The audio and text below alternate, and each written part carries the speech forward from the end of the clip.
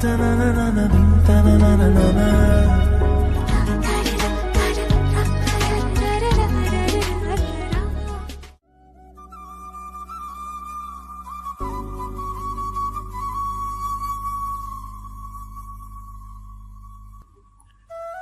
হিয়া বড় একটা লাইনে আমি দাঁড়িয়ে আছি। ভাবছেন কি জন্য? আসলে চাকরির ইন্টারভিউ দিতে আসছি। অনেকক্ষণ পর আমার সিরিয়াল আসলো। বিসমিল্লাহ বলে ভিতরে গেলাম। Hi sir. High madam. Hello. এখানে এসে বসো। স্যার প্রশ্ন করলো, কয়টা প্রেম করেছেন? স্যার বেশি না, মাত্র 12টা। ছ্যাঁকা কয়বার খেয়েছেন? মাত্র 13 বার। ডেটিং এ কয়জনের সাথে গেছেন? খুব বেশি না, 14 জন। তোমার চাকরি পাক্কা? সত্যি বলছেন স্যার? সত্যি। ইয়াহু, আমার চাকরি হয়ে গেছে। আমি এমন করে চিল্লানি দিলাম। হঠাৎ আম্মু এসে বলল, কি রে, আজকে স্বপ্নের মধ্যে হয়তো চাকরি খুঁজতে গেছিলি? আজকেও ইন্টারভিউ দিলি নাকি? হ্যাঁ আম্মু, ইন্টারভিউ না সেই রকম। বাবা, এসব ইন্টারভিউ তোর আমার জন্য না, এখানে পৌঁছাতে অনেক টাকা লাগে। আচ্ছা আম্মু, কেন আল্লাহ আমাদের বড়লোক করলো না? বাবারে, গরিব বলে আজ একটু শান্তিতে ঘুমাতে পারছিস। যে দেখ, যার যত টাকা তার তত চিন্তা। আম্মু, তোমার শরীর ঠিক আছে তো? চোখ মুখ কেমন যেন হয়ে গেছে। হ্যাঁ রে বাবা, আমি ঠিক আছি, তুই চিন্তা করিস না। এবার উঠে পড় আর ব্রাশ করে নে। উঠতাছি। তারপর আম্মু চলে গেল আর আমিও উঠে পড়লাম। ব্রাশটা হাতে নিয়ে বাইরে চলে এলাম। ব্রাশ করতে করতে চলেন পরিচিত হয়নি। আমি হলাম আরিয়ান, বাবা মায়ের একমাত্র ছেলে। এবার ইন্টার প্রথম বর্ষ। লেখাপড়ার পাশাপাশি ছোট্ট একটা জব করি। আমার মা বাসায় কাজ করে আর বাবা, আমার যখন 15 বছর বয়স তখন আমার বাবা দুনিয়ার মায়া ত্যাগ করে চলে গেছেন। আর তখন থেকে সংসারের হাল আমি ধরেছি। আমাদের কোনো স্থানীয় বাসা নেই, থাকি বস্তিতে। বাকিটা গল্পের মধ্যে জানবেন। মুখ ধুয়ে ভিতরে গেলাম। এখানে বস, আমি খেতে দিচ্ছি। আজ কলেজে যাবি? না আম্মু, এই ঝালমাখা ভাত খাবেন, সেজন্য আজ ওভারটাইম করে বাজার করব। সবার বাবা মা তাদের ছেলের ভবিষ্যৎ গড়ে দেয়, আর আমি নষ্ট করতেছি। আরে আম্মু, কি বলছো? আমার ভবিষ্যৎ আমি করে নেব ইনশাল্লাহ। তোর বাবার স্বপ্ন ছিল আমার ছেলে কখনো কাজ করে খাবে না। এক টুকরো কিছু রেখে যায়নি। আর বললেই হলো। একথা শুনে আম্মু মুখে কাপড় দিয়ে চলে গেল। আমি কিছুই বুঝলাম না। আমি কি কিছু ভুল বলেছি? আমি খেয়ে দিয়ে বেরিয়ে পড়লাম। ভাবছেন নিজের মায়ের কাছে কেন গেল না? আসলে গেলেও কোনো লাভ নাই। আমি এর আগে অনেকবারের মানে জানতে চেয়েছি, কিন্তু প্রতিবার ফেল হয়েছি, তাই চলে আসছি। রাস্তা দিয়ে হাঁটছি, হঠাৎ দেখলাম কয়েকজন লোক মিলে একজনকে আচ্ছা মতো মারতেছে। আমি কাছে গেলাম। এ কি, এরা তো রনি। রনি আমার খুব ভালো বন্ধু, কিন্তু ও পুলিশে চাকরি করে। আমি গিয়ে মারামারি করে রনিকে বাঁচালাম। ধন্যবাদ বন্ধু। তবে ওরা মারতে চায় কেন? আসলে ওদের দলের লিডার মানে সালমানকে আমি অ্যারেস্ট করেছি, সেজন্য ওরা আমায় মেরে ফেলতে চায়। ওহ, এজন্য পুলিশের চাকরি খুব খারাপ। চল থানায়, সেখানে বসে কথা হবে। আরে আমার কাজ আছে। আরে চল না বেটা। কিন্তু কোনো কিন্তু না, চল থানায় বসে গল্প করব, তারপর তোর বাসায় যাব। ওকে। আমি পড়লাম মহাচিন্তায়। রনি আমার বাসায় যাবে, ওরা পুলিশ মানুষ, ভিআইপি খাবার ছাড়া ওরা খায় না। আর আমার বাসাতে তো কোনো কিছুই নাই, কেমনে কি করি? এই যে মিস্টার, এত চিন্তা কিসের? কারো প্রেমে টেমে পড়লে নাকি? প্রেম আবার আমার? কেন রে, তুই কি মানুষ না, নাকি তোর মন প্রাণ নেই? সব আছে, কিন্তু আজকের দিনে প্রেম করতে যেটা লাগে সেটা হলো টাকা। এই জিনিসটা আমার নাই। একদম ঠিক বলেছিস, টাকা ছাড়া আজকের দিন প্রেম নাই। তারপর রনির সাথে থানায় গেলাম। আচ্ছা দোস্ত, তুই আর্মিতে তো যেতে পারবি, তোর বডি স্বাস্থ্য ডপ একদম পারফেক্ট। ইচ্ছে তো আছে, কিন্তু অনেক টাকার দরকার হয় যে। আমি আছি কি করতে, তার জন্য আমি কিছু একটা করব। এরকম আরো কিছুক্ষণ আড্ডা দিলাম, তারপর আমার বাসার উদ্দেশ্যে রওনা হলাম। আবার বাসায় তো ঝালমাখা ভাত ছাড়া কিচ্ছু নেই, কিন্তু চিন্তায় পড়লাম। হঠাৎ রনি গাড়ি থামালো। কিরে, কি হলো, থামলি কেন? তুই বস, আমি একটু আসি। তারপর রনি বাজারের ভিতর থেকে ব্যাগে করে কিছু একটা আনলো। কিরে এগুলা? তুই দেখে নে। হিয়া বড় মাছ, তরকারি। আরে তুই এসব কেন করলি? দেখ বন্ধু, শুধু ডাকার জন্য হয় না, মনের ব্যথা বোঝার জন্য হয়ে থাকে। আমরা গরিব হতে পারি, কিন্তু আমি তোকে সাহায্য করছি না, বরং উপহার দিচ্ছি। আমি নিতে চাইলাম না, কিন্তু রনি জোর করলো। তারপর রনিকে বাসায় নিয়ে গেলাম। পুলিশ বাবু, আমার ছেলেকে ধরে আনছেন কেন? ও কি আবার মারামারি করছে? হ্যাঁ আন্টি, আর আমার প্রাণ বাঁচিয়েছে। মানে? আম্মু, ওর নাম রনি, আমার খুব ভালো বন্ধু। এসো বাবা, বসো। না আন্টি, এগুলো ভিতরে নিয়ে চলেন। আরিয়ান, এইসব কি? আরে আম্মু, ও জোর করে এগুলো আনলো, আর ওনাকে আমাদের এখানে তোমার হাতের রান্না খাবে। হ্যাঁ আন্টি, খারাপ ভাববেন না প্লিজ। হুম। তারপর আমরা তিনজন মিলে রান্না করে মনের আনন্দে খাওয়া দাওয়া করলাম। এভাবে দিনটা রনির সাথেই কেটে গেল। পরের দিন সকালে কলেজে যাওয়ার জন্য বের হলাম। আম্মু, আমি কলেজে গেলাম। বাবা, ভালো হয়ে যাস, আর রাস্তায় মারামারি করবি না, ঠিক আছে? ঠিক আছে। তারপর আমি বেরিয়ে পড়লাম। রাস্তায় এসে দেখি রনি। কিরে রনি, কি খবর? এইদিকে একটু কাজ ছিল, তাই যাওয়ার সময় তোর সাথে দেখা করতে আসলাম। ও, আমি কলেজ যাচ্ছি। গাড়িতে বস, আমি পৌঁছে দিচ্ছি। ঠিক আছে। তারপর রনির গাড়িতে বসলাম। হাজার হলে পুলিশের গাড়িতে করে চলে যাচ্ছি, ভাবটা আলাদা। দোস্ত, তুই তো গাড়ি চালানোর ট্রেনিং নিলি, আর সার্টিফিকেটও পাইলি। আমি কি ইচ্ছে করে করতে চাইছি? তুই জোর করলি। তাহলে একটা কার চালা। না রে, আমার ওই সেলসম্যানের চাকরি ভালো। এই তো কলেজে এসে পড়েছি। ওকে বন্ধু, বাই। বাই। তারপর হারামিগুলার কাছে গেলাম। হাই হারামি। হ্যালো হারামি টু। তারপর বল, তোদের কি অবস্থা? এই তো বন্ধু, চলছে। শুভ, সাগর, সবুজ শিয়াব আসিস, কিন্তু শালা কুত্তা মুমিন কই? কই আর থাকবে, ওই তো ময়নার দিকে হা করে তাকিয়ে আছে। ওই শালা মুমিন, বল। ময়নাকে যখন ভালোই বাসে তখন যে বলছিস না কেন? দর করে। ওকে আমি বলতেছি। না দোস্ত, তুই বললে যদি তার উপর ক্রাশ খাই, তখন আমার কি হবে? আরে কিছু হবে না। এই যে ময়না মিস, আমায় বলছেন? এখানে ময়না পাখি বলে অন্য কেউ কি আছে? বলেন। এইদিকে আসেন। আসলাম, এবার বলেন। এই হারামিকে দেখছেন? ওর নাম মমিন। ও আপনার জন্য একদম ফিদা। জানি, কিন্তু যে বলতে এসে ভয়ে পালিয়ে যায় সে কতটুকু ভালোবাসে সেটা আমি জানি। আরে আরে, সে তোমায় হারানোর ভয় বলতে পারছে না। এতদিন জানতাম ভালোবাসার মানুষকে হারানোর ভয়ে আগে ভাগে প্রপোজ করে, আর আজ শুনলাম হারানোর ভয়ে প্রপোজ করে না। সবই কপাল। দূর, ও তোমাকে প্রপোজ করার পর যদি তুমি ওকে না বলে চলে যাও, তাহলে আমার বন্ধুটা খুব কষ্ট পাবে। তাই প্রপোজ না করে দূর থেকে ভালোবাসার মানুষকে দেখছে আর শান্তি অনুভব করছে। ঠিক আছে, কিন্তু একজন ভীতুকে আমি কেন ভালোবাসবো? মমিন, তুই প্রমাণ করে দে যে তুই ভীতু না। বন্ধু, আমায় সাহায্য করছিস নাকি ফাঁসাচ্ছিস? আরে বেটা, ঝটপট প্রপোজ করে ফেল, নয়তো পাখি উড়া যাইব। বন্ধু, একটা ফু দে তো, আমার ভিতরে ভয় ঢুকছে। সরি, সাহস ঢুকছে। ফুল তো নাই। হ্যাঁ, ইয়ে মানে নো প্রবলেম। ফুল নেই তো কি হয়েছে, কলম আছে তো, এই নে কলম, আর কর প্রপোজ। তারপর মমিন কলম হাতে নিয়ে এক হাঁটু গেড়ে বসলো। আই লাভ ইউ আমার ময়না।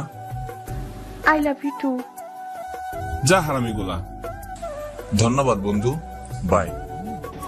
বন্ধু, এই দিকে দেখ। কিরে? দেখ না, পরি। আমি তাকিয়েই তো হা করে গেছি। মনে হচ্ছে আমি মানুষ না, আমি পাথর। মনের মধ্যে বিনা তেলে লাড্ডু ফুটতেছে। কি সুন্দর টান টান কাজল কালো চোখ, মিষ্টি মাখা গোলাপের পাপড়ির মতো দুই ঠোঁট, আর ঠোঁটের মাঝে বিশাল পাহাড়ের মতো নাক, রেশমি কালো চুল, মিষ্টি বড় হাসিতেই গালে টোল পড়ে। এটা দেখে আমি ক্রাশ খেলাম। কিরে মূর্তির মতো দাঁড়িয়ে রইলি কেন? পরীকে দেখার সময় বেয়াদবি নট এলাও। এখানে পরি এলো কোত্থেকে? এই হলো পরীর রানী। সবার চোখ দেখা যায় না, এটা আমি জানি।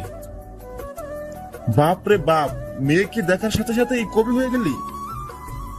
একে নিয়ে লিখবো কবিতা, আমি লিখবো গান। কাগজ কলম ফোলাবে তবু ফুরাবে না গান।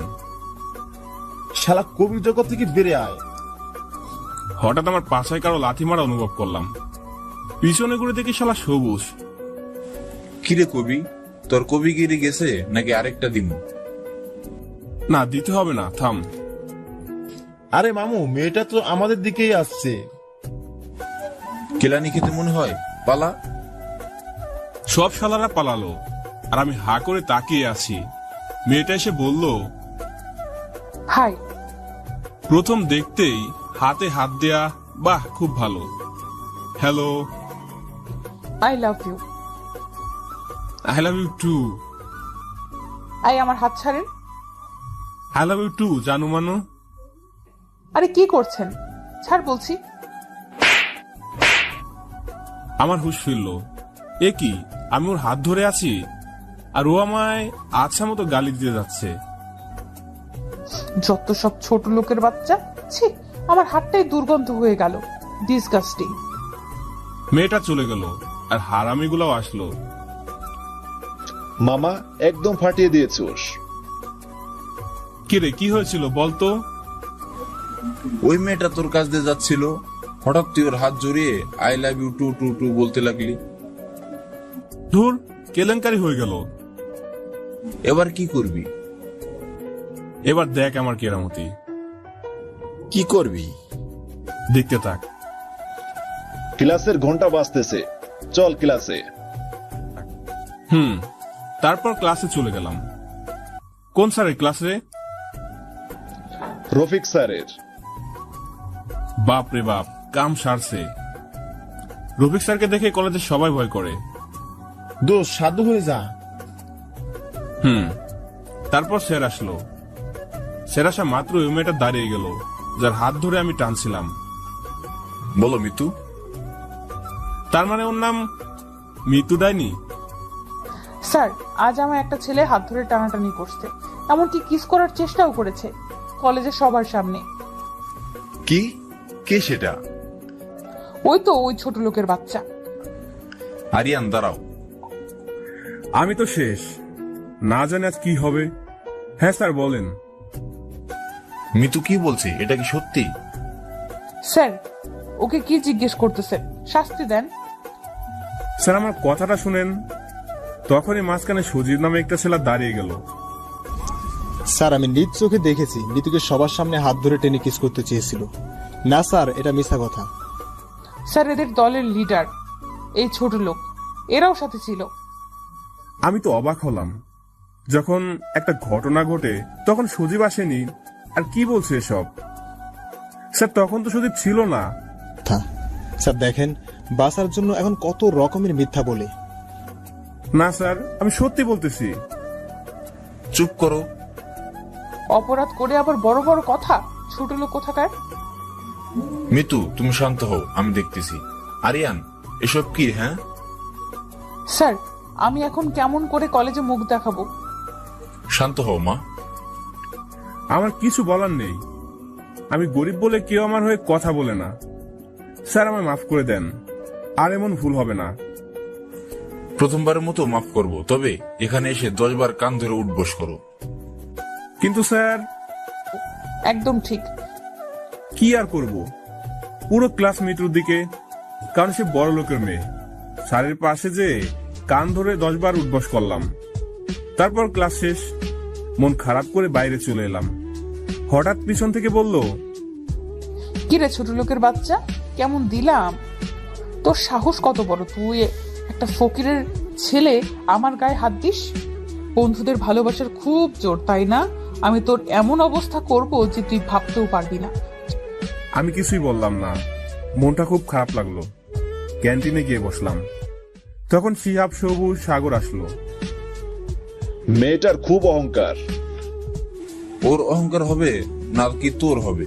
এই শহরের বিশিষ্ট বিজনেসম্যানের একমাত্র মেয়ে। বাদ দে তো, ওরা বড় লোক, ওদের ক্ষমতা অনেক। তারপর বাকি ক্লাস আর করলাম না, বাসায় চলে আসলাম। কি রে বাবা, আজ চলে এলি যে? এমনি আম্মু। বল কি হয়েছে? আম্মু, আমরা গরিব বলে কি সব জায়গায় নির্যাতিত হব? হ্যাঁ বাবা, গরিব সবার দুশ্মন, কেউ দেখতে পারে না। কিন্তু কি হয়েছে বলবি তো? কলেজে একটা বড় লোকের মেয়ে আছে, খুব অহংকার। ও, এটা সবারই থাকে। তুই ওদিকে মন দিস না, যে তোর সব থেকে বড় শত্রু হবে, সময় ঠিক সেই তোর সব থেকে কাছের মানুষ হবে। মন দিয়ে তুই পড়াশোনা কর, তাহলে একদিন তুইও বড়লোক হতে পারবি আর ওদের পাল্টা জবাব দিতে পারবি। হ্যাঁ আম্মু, আমি পড়াশোনা করব মন দিয়ে। যা গোসল করে নে। তারপর গোসল করলাম, আজান দিল, নামাজ পড়ে আসলাম, খাওয়া দাওয়া করে একটু রেস্ট নিলাম। কিন্তু শুয়ে থাকলে হবে না, আমার কাজে যেতে হবে। উঠে কাজে চলে আসলাম, রাত 8টা পর্যন্ত কাজ করে বাসায় ফিরলাম। বাবা, একটু খাওয়া দাওয়া করে নে। না আম্মু, খেয়ে আসছি। ও, তাহলে পড়তে বস। ঠিক আছে। তারপর রুমে যেয়ে বই খুলে পড়তে লাগলাম। পড়তে পড়তে রাত 12টা বেজে গেল। এবার চোখ আস্তে আস্তেই বন্ধ হয়ে আসতে লাগলো, তাই বই বন্ধ করে ঘুমিয়ে গেলাম। সকালে আম্মুর ডাকে ঘুম ছুটলো। কি হয়েছে, ডাকো কেন? কটা বাজে তোর খেয়াল আছে? কলেজে কখন যাবি? কেবল তো রাত হলো। রাত হলো না, দুপুর হলো। কি? কি? না জি, ঘড়ির দিকে একবার তাকিয়ে দেখ। আমি ঘড়ির দিকে তাকিয়ে তো অবাক। ক্লাস শুরু হতে আর মাত্র 5 মিনিট সময় আছে।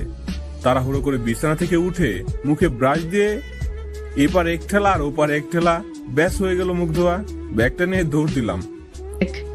আরে খেয়ে তো যা। না আম্মু, প্রথম ক্লাস খুব ইম্পর্টেন্ট, মিস করলে সর্বনাশ হবে। যা, ভালো হয়ে যাস কিন্তু। ওকে আম্মু। তারপর উড়াধুরা দৌড় দিলাম কলেজের মুখে। হঠাৎ করে কারো সাথে ধাক্কা খেলাম। সে আমায় তুলেই ঠাস ঠাস করে দুগালে দুটো চর বসিয়ে দিল। তারপর বলল, ছোট লোকের বাচ্চা, তোর কত বড় সাহস! সরি মিতু, আমি ইচ্ছা করে করিনি। কি? তুই আমার নাম ধরার সাহস কই পেলি? ক্লাসমেটকে তো নাম ধরে ডাকতে হয়। তোর মতো ফকিন্নি আমার ক্লাসমেট? ছি ছি, দূরে সরে তারা, গা থেকে পচা গন্ধ বের হচ্ছে। ওয়াক! দেখুন মিস, আমরা গরিব বলে কি আমরা মানুষ না? কি? তুই আমার মুখে মুখে তর্ক করিস? হ্যাঁ করলাম, কি করবেন? দেখ কি করি। সজীব, আয় সজীব। হ্যাঁ মিতু, বলো। এই ছোট লোকের বাচ্চাকে আচ্ছা মতো ধুলাই করো তো। মিতু কথা বলার সাথে সাথে সজীব আমার নাক বরাবর ঘুষি মারলো। আমি ছিটকে একটু দূরে গিয়ে পড়লাম। বিনা অপরাধে কেউ আমায় মারলো, আমার খুব রাগ উঠে। শুধু আমাকে না, যে কাউকে বিনা অপরাধে মারলে আমার মাথা গরম হয়ে যায়। এবার তাই হলো। হাট মুড বুঝে সজীবের গাল বরাবর আমিও ঘুষি দিলাম। সজীব ঝুলনা সামলাতে পেরে মৃত্যুর পায়ের কাছে গিয়ে পড়লো। এবার আমাদের মারামারি দেখে স্যার এসে গেল। স্যারকে আসা দেখেই মৃত্যু শুরু করলো তার অভিনয়। স্যার, স্যার আমায় বাঁচান, ওই গুন্ডাটা আমার ইজ্জত নষ্ট করতে চায়। কি বলছো? হ্যাঁ স্যার, আমি কলেজে আসছিলাম, হঠাৎ গেট দিয়ে এসে আমায় ধরে আমার জামা কাপড় খুলতে চেয়েছিল। এটা দেখে সজীব আমাকে বাঁচাতে আসে, আর এখন ওই গুন্ডাটা তাকেও মারছে। আমি তো একদম ফুল আবুল হয়ে গেছি। মেয়েরা এত অভিনয় কেমনে করে? আরিয়ান। জি স্যার, এসব মিথ্যা কথা। আর কত মিথ্যা বলবে তুমি? স্যার আমায় বিশ্বাস করুন, আমার কোনো দোষ নেই। স্যার, ওই ছোট লোকের কথা শুনবেন না। স্যার, এরা আমায় ফাঁসাচ্ছে। হ্যাঁ ভাই, স্যার আমায় থাপ্পড় মারলো, আমি গালে হাত দিলাম। স্যার বিশ্বাস করেন, নয়তো এই আশেপাশে অনেক ছাত্রছাত্রী ছিল, তাদের জিজ্ঞাসা করেন। এই, তোমরা কি আরিয়ানকে মৃত্যুর কাপড় খোলার চেষ্টা করতে দেখেছো? আমি ভাবলাম হয়তো এদের ছিল আমি বাঁচবো এই মিথ্যা অপবাদ থেকে, কিন্তু ঘটনা উল্টা ঘটলো। হ্যাঁ স্যার, দেখেছি। আমি তো শেষ। আল্লাহ, এরা কয় কি? এত বড় সত্যিকে এত বড় মিথ্যা বানিয়ে দিল। কি আরিয়ান? জি স্যার। কি বললো সবাই? স্যার আর হবে না। সবার কাছে হাত জোর করে মাফ চাও। আমি হাত জোর করে বললাম, সরি বন্ধুরা, আমায় মাফ করবেন। চোখের পানি মুছে ওখান থেকে চলে আসলাম।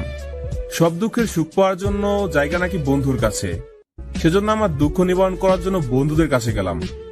আমি ওদের পাশে বসতে যাব, তখনই চল সবুজ। চল। এই তোরা কই যাস? শোন। কারো কোনো পাত্তা নেই। সবুজ শোন না। সরি ভাই, আমরা খারাপ তো খারাপই থাকি, আর আপনার মতো এত ভালো ছেলের দরকার নেই। আরে কি হয়েছে তোদের? শোন। পায়ে ধরি প্লিজ, আমাদের ডিস্টার্ব করবেন না। আমি বুঝলাম না এদের আবার কি হলো। শালা বন্ধুরাও বিপদে পাশে থাকে না। আমি মন খারাপ করে বটের গাছের গোড়ায় বসলাম। তখন কিরে, কেমন লাগছে? তুই হ্যাঁ, তোর সব থেকে বড় শত্রু। এখানে কি চাস? কিচ্ছু না, কিন্তু কিছু শোনাতে আসছি। আমার মুড ভালো নেই। তোর দুঃখের সময় তোর বন্ধুরাও তোর পাশে নেই। আহা। আমার বন্ধুরা সবসময় আমার পাশে থাকবে। না, আর কখনো থাকবে না। তুই কেমনে বলতে পারছিস? কারণ আমি নিজেই তোর বন্ধুদের মধ্যে ঝাল ছিটিয়েছি। আহা। কি? জি, মিস্টার ফকিরের ছেলে। কেন করলি এসব? তুই আমার ডার্লিং এর গায়ে হাত দিছোস। ডার্লিং? ও, ওই অহংকারী মৃত্যু। ইয়েস, সেই দিন ক্লাসে তোকে কেস খাওয়ালাম। আমি ভাবছিলাম হয়তো তুই ভালো হয়ে যাবি, কিন্তু না, তুই আরো খারাপ হচ্ছিস। আমি কি করলাম? এখন থেকে আমি কি করব সেটা দেখ। আমার বন্ধুদের কি করেছিস?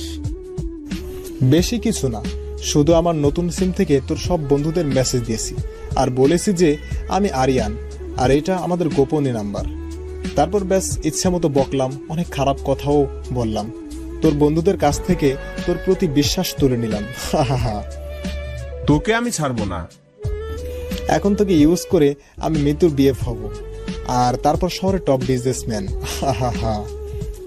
সত্যি কতদিন বালি চাপা দিবি? একদিন না একদিন ঠিক বেরিয়ে আসবে।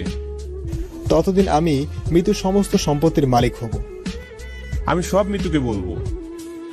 যা যা, এক্ষুনি বল, আমি তো এটাই চাই। Okay dear, by. সজীব চলে গেল। আমি ভাবছি এখন আমি কি কিছু করতে পারবো না, কারণ আমার কাছে কোনো প্রমাণ নেই। আর কেন করব? যে আমায় অপমান করে, অবহেলা করে, ঘৃণা করে, তার জন্য আমি কেন করব এসব ভাবছিলাম। কলেজে সবাই আড্ডা দিতে ব্যস্ত, কেউ প্রেম করে, কেউ আবার মেয়ে পটায়, কিন্তু আমি একা। পুরো কলেজ আমার বিপক্ষে। আমি কি অপরাধ করেছি যে সবাই আমার সাথে এমন করে? গরিব হওয়া কি এতই অপরাধ? কষ্টে বুকটা ফেটে যাচ্ছে।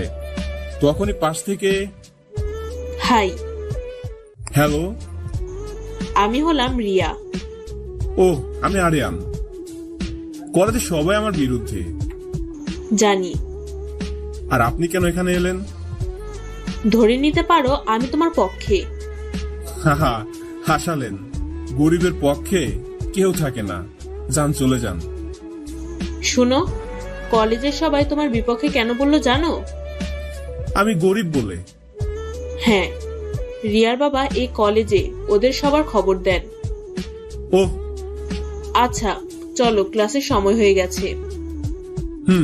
তারপর ক্লাসে চলে গেলাম। ক্লাসে ঢুকে বন্ধুদের পাশে বসতে যাব, তখন দেখলাম আমি যেখানে বসতাম সেখানে সজীবকে বসিয়েছে। কি আর করার, কিছু না বলে সবার পিছনে গিয়ে বসলাম। তারপর ক্লাস করে বাসার দিকে চললাম।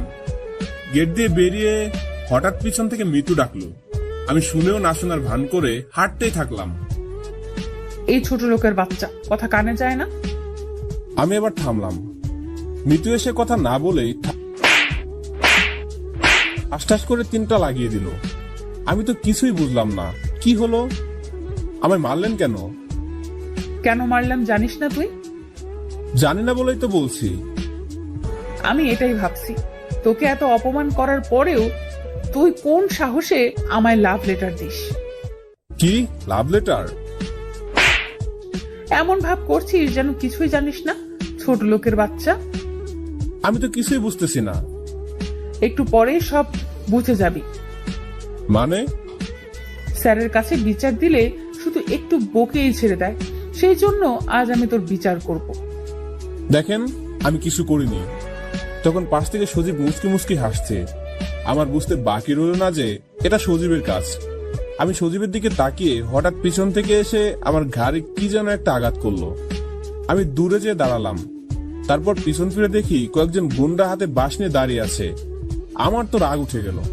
তোরা কি পুরুষ নাকি মহিলা? ওদের একজন। চল দেখা যাক কে পুরুষ আর কে মহিলা। পুরুষ হলে আমাকে সামনে থেকে আক্রমণ কর, আয়। তারপর শুরু হলো মারামারি। ওরা 3-4 জন ছিল, সেজন্য একটু সহজে পেরে উঠলাম। কিন্তু পিছন থেকে সজীব একটা রড নিয়ে আমার মাথায় বাড়ি মারলো। আমি মাথা ধরে বসে পড়লাম। কিরে ফকিরের ছেলে, খুব তো বললি তুই নাকি মহামানুষ, তাহলে এখন মাটিতে পড়ে আছিস কেন? আমি কথা বলতে চেয়েও পারলাম না। ধপাস করে মাটিতে পড়ে অজ্ঞান হয়ে গেলাম। তারপর আর কিছু বলতে পারবো না। গান ফেরার পর নিজেকে একটা বন্ধ করে আবিষ্কার করলাম। মাথাটা প্রচুর ব্যথা। আশেপাশে তাকিয়ে দেখি এরা তো হাসপাতালের মতো দেখাচ্ছে। কি, আমি হাসপাতালে আসলাম কেমনে? তখনই রিয়া আসলো। আমি এখানে কেমনে আসলাম? আমি এনেছি। কলেজ থেকে বাসায় যাবার সময় দেখি তুমি অজ্ঞান হয়ে মাটিতে পড়ে আছো। ও, আমার আম্মুকে কিছু বলছো? না, এখনো বলিনি। ভালো করছো। আচ্ছা, তোমার কি হয়েছিল আর কারা তোমায় এভাবে মেরেছে? গরিবদের তো সবাই মারে। বলো প্লিজ। কে আবার? মিতু? মিতু কিন্তু একটু বেশিই করছে। কিছু করার নেই, আমি যে গরিব সহ্যই করতে হবে। কিন্তু তাই বলে এত? কিন্তু সজীব প্ল্যান করে আমায় ফাঁসাচ্ছে। কেন? আমি জেনে গেছি সজীব সম্পত্তির লোভে মিতুর বিয়ে হবে, প্রেমের অভিনয় করবে। কি? আর এজন্য আমার মিতুর চোখে খারাপ বানাচ্ছে। ঠিকই আছে, এমন অহংকারী মেয়ের সাথে এমনই হওয়া উচিত। যাক, বাদ দাও। এখন কটা বাজে? দুপুর 3টা। কি? নিশ্চয় আম্মু খুব চিন্তা করতেছে। তুমি এত আম্মু আম্মু করছো কেন? এই পৃথিবীতে আম্মু ছাড়া আমার কেউ নাই। ও, আমার এখন বাসায় যেতে হবে। আচ্ছা দাঁড়াও, আমি বিল দিয়ে আসি। তারপর আমি আর রিয়া হাসপাতাল থেকে বেরিয়ে পড়লাম। ধন্যবাদ। হা হা, কেন? এই তো আমার জন্য এত কিছু করার জন্য। আরে কি বলছো? বন্ধুর জন্যই তো বন্ধুই করবে। তোমাকে দেওয়ার মতো সামর্থ্য আমার নেই, তবে কোনোদিন যদি বিপদে পড়ো শুধু একবার হলে আমায় ফোন করবা। বিপদে পাশে থাকা বন্ধুটাই সব থেকে বড় উপহার। আচ্ছা ভাই, আমার এদিক দিয়ে যেতে হবে। বাই, কাল কলেজে দেখা হচ্ছে। তারপর বাসায় চলে আসলাম। দরজা খুলে ভিতরে গেলাম, যে দেখি আম্মু বসে আছে। আম্মু, কি করছো? কই ছিলি এতক্ষণ? হ্যাঁ, না, বন্ধুদের বাসায়। আম্মুকে বলা যাবে না, নয়তো আম্মু আরো ভেঙে পড়বে। এ কি, তোর মাথায় ব্যান্ডেজ কেন? আরে আম্মু, ওটা তেমন কিছু না। বল। বন্ধুদের সাথে ফুটবল খেলছিলাম, হঠাৎ পড়ে যেয়ে একটু কেটে যায়। একটু কাটলে কি কেউ ব্যান্ডেজ লাগায়? আরে আম্মু, বন্ধুদের মন তো বুঝো। আমি বললাম একটুকু কাটাতে কিছু হবে না, তারা শুনলই না, জোর করে ব্যান্ডেজ লাগালো। সত্যি তো? আরে আম্মু, কেন তোমার মিথ্যা বলতে যাব? কিন্তু আমার কেন মন জানি মনে হচ্ছে তুই মিথ্যা বলছিস। না আম্মু, আমি সত্যি বললাম। খাইছিস? না। কি, বন্ধুদের বাসায় গেছিস অথচ খেতে দেয়নি? মানে হ্যাঁ, দিয়েছে, কিন্তু তোমার হাতে না খেলে আমার পেট ভরে? বলো। আচ্ছা চল। তারপর আম্মুর সাথে খেয়ে নিলাম। খাওয়া দাওয়া করে কাজে চলে গেলাম। কাজে যেতে আজ একটু দেরি হয়ে গেছে। কিরে আরিয়ান, আজ দেরি হলো কেন? সরি বস, আসলে একটা অ্যাক্সিডেন্ট হয়েছিল সেজন্য। ওহ যা, কাজে মন দে। আমি কাজে লেগে গেলাম, মন দিয়ে কাজ করে যাচ্ছি, হঠাৎ কিরে ছোট লোকের বাচ্চা, এখানে কি করছিস? হো, সেলসম্যান, একটা দোকানের সেলসম্যান। দেখেন, এটা কলেজ না, এটা বাজার। বাজার বলে কি তুই বড় লোক হয়ে গেছিস? ফকির কোথাকার। তোদের মতো ছোট লোকের বাচ্চাদের এটাই ঠিক চাকরি। আমি কথা না বলে চলে যেতে লাগলাম। এই ছোট লোকের বাচ্চা, তোর সাহস কি করে হয়? আমি এখানে কথা বলছি আর তুই চলে যাস? দেখেন, এখানে আপনার কথা শুনতে আসিনি, এখানে আমি কাজ করতে আসছি। কি? আমার মুখে মুখে তর্ক? দাঁড়া। এটা কলেজ না যে স্যারকে বলে আমায় বকা শোনাবেন। দেখবি আমি কি করতে পারি, তোকে চাকরি থেকে এক্ষুনি তাড়াতে পারি। রিজিকের মালিক আল্লাহ। তোর পটর পটর কথা হইছে, দাঁড়া। এই ম্যানেজার, ম্যানেজার, এই ছোট লোকের বাচ্চাকে এক্ষুনি চাকরি থেকে তাড়িয়ে দাও। এখানেও কি আপনার বাবার হুকুম চলবে? চুপ কর তুই। বড়লোক হয়েছে বলে কি সবার সাথে সব জায়গায় নির্যাতন করবে? গালে হাত দিয়ে হা হয়ে গেলাম। জানিস আমি কে? সরি ম্যাডাম, আসলে নতুন তো সেজন্য। আমি এই মার্কেটের মালিকের একমাত্র মেয়ে। সরি ম্যাডাম, মাফ করবেন। এই ছোট লোকটাকে এক্ষুনি এখান থেকে বের করো, হয়তো তোমার চাকরি যাবে। Okay madam. এই আরিয়ান, তুমি যাও, আর তোমার কত বেতন হবে সেটা নিয়ে নিও, আর কোনোদিন কাজে আসবে না। আমি আর কিছু বললাম না, বেতনটা নিয়ে চলে আসলাম। আমার চাকরি গেছে, এটা আম্মুকে বলা যাবে না, আর তাই এই মুহূর্তে বাসায় যাওয়া যাবে না। কিন্তু কোথায় যাব? হ্যাঁ, রনির কাছে যাব। যেই ভাবা সেই কাজ, টং টং হাঁটতে হাঁটতে পুলিশ স্টেশনে চলে গেলাম। কি রে, হঠাৎ এই সময় মন খারাপ করে? আমি যে রনির সামনের চেয়ারটায় বসলাম। কি রে, কথা বলিস না কেন? ভাইরে, আমি শেষ। কেন, কি হয়েছে বলবি তো? আমার জীবনে একটা শাকচুন নিয়ে এসে সব শেষ করে দিচ্ছে। লাভ কেস নাকি রে? লাভ মারাচ্ছে, ও তো আমায় দেখতেই পারে না। আচ্ছা, আমার পুরনো ঘটনা খুলে বলতো। তাহলে শোন, আমি রনিকে সব বললাম। হ্যাঁ? তুই হাসছিস? হাসিও পাচ্ছে, আবার কষ্টও হচ্ছে। হুম। তাহলে হাত ধরা থেকে এসব শুরু? হুম। মেয়েটা খুব অহংকারী, তবে তবে কি? এই মেয়েটাই তোর বউ হবে। কি বলছিস? পাগল হলি নাকি? আমি ঠিকই বলছি। যে মেয়েটা আমায় দু চোখে দেখতে পায় না, সবসময় দেখে ঘৃণা করে, সে আমার বউ, কোন দুঃখে হবে? হবে হবে, এরকম কাহিনী আমি অনেক শুনেছি। প্রথমে ঘৃণা, তারপর ভালো লাগা, আর তারপর আসল কেস। মজা করা বাদ দে। তখনই বাইরে থেকে একটা বৃদ্ধ লোক বলল, আসতে পারি সাহেব? হ্যাঁ, আসেন। সাহেব, আমার নাম রহিম মিয়া। হ্যাঁ বলেন, কি সাহায্য করতে পারি? আমার একটা মেয়ে আছে, তার নাম নীলা। আজ কলেজে যাওয়ার সময় কারা যেন ওকে কিডন্যাপ করে, আর এখন আমায় ফোন করে অনেক টাকা চায়। আমি গরিব মানুষ বাবা, এত টাকা কই পাবো? আচ্ছা ঠিক আছে। তখনই রনির ফোন বাজতে লাগলো। হ্যালো। ওপাশ থেকে, ইয়েস স্যার। ওপাশ থেকে কি বলছে বোঝা যায় না।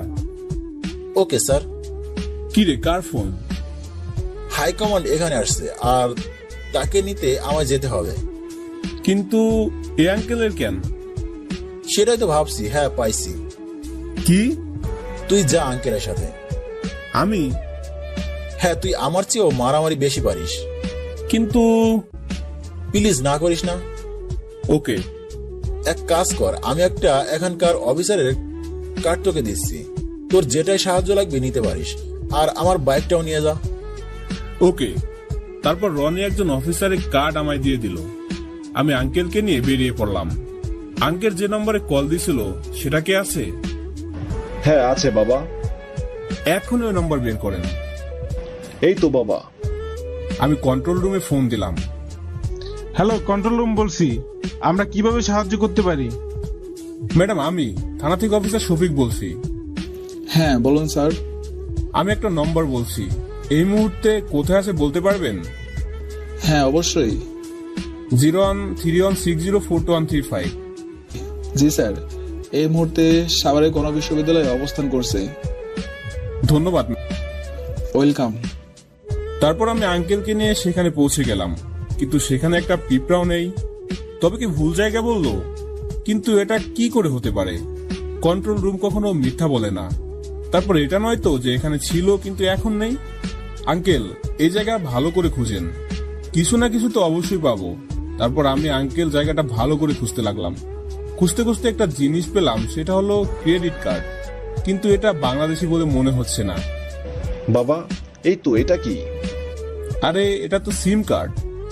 বাবা, আমার মেয়েকে বাঁচাও। ইনশাল্লাহ। তারপর আপনার মেয়ের কিচ্ছু হবে না, চলেন। তারপর আঙ্কেলকে নিয়ে চলে গেলাম সিমের অফিসে।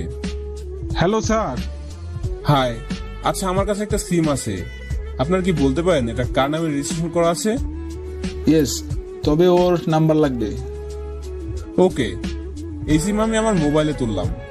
এই নেন নম্বর 01222222। হ্যাঁ স্যার, একটা বৃদ্ধ লোকের নামে রেজিস্ট্রি করা আছে, তার নাম হলো রফিকুল ইসলাম। না না, একজন বৃদ্ধা বয়স্ক ব্যক্তি কখনো কিডন্যাপ করতে পারে না। এটার সাথে কোনো একটা ঝামেলা আছে, কি করব বুঝতে পারছি না। আচ্ছা, রফিকুল ইসলামের ফটো দেখান তো। ইয়েস। এ কি, এ তো একদম বয়স্ক, প্রায় 70 থেকে 80 বছর বয়স হবে। একজন 80 বছরের বৃদ্ধ লোক কি করে কিডন্যাপ করতে পারে? স্যার, এটাও তো হতে পারে, ওটা অন্য কারো মোবাইল। হ্যাঁ ঠিক, পুলিশকে বোকা বানানোর জন্য একজন বৃদ্ধ লোকের মোবাইল ইউজ করে। আর এটা দিয়ে সবার কি হলো স্যার? যদি এটা দিয়ে আপনাকে ফোন করে তাহলে নিশ্চয়ই তার সঙ্গীকেও ফোন করেছে। 1 মিনিট। আরে বাহ, কি হলো? এ তো জল না চেতেই পানি। মানে হলো এই ফোন যার কাছে ছিল সে অনেক কয়টা নম্বর সেভ করছে, আর সবগুলো নাম দিয়ে। তার মানে এরা অনেক কয়েকজন লোক মিলেই কাজটা করছে। হ্যাঁ, হতে পারে, এটা তো ছেলে মেয়ে উভয় হতে পারে। তার মধ্যে নাম আছে দুলাল, কাঞ্চন। কাঞ্চন কি ছেলে নাকি মেয়ে? একটা হিন্দি ফিল্মে নাম শুনেছি, সেখানে ছেলে ছিল, তার মানে এটাও ছেলে। তবে কাঞ্চন নামটা যেন কোথাও দেখছি। কোথায় কোথায়? মাথায় চুলকাতে চুলকাতে পায়চারি করতে লাগলাম। হ্যাঁ, ক্রেডিট কার্ড। আমি ক্রেডিট কার্ড বের করে দেখি, হ্যাঁ এখানেও কাঞ্চনের নাম। আচ্ছা ম্যাডাম, এই কাঞ্চনের নম্বরটা একবার চেক করবেন তো। ইয়েস। আঙ্কেল চিন্তা করবেন না, সব ঠিক হয়ে যাবে।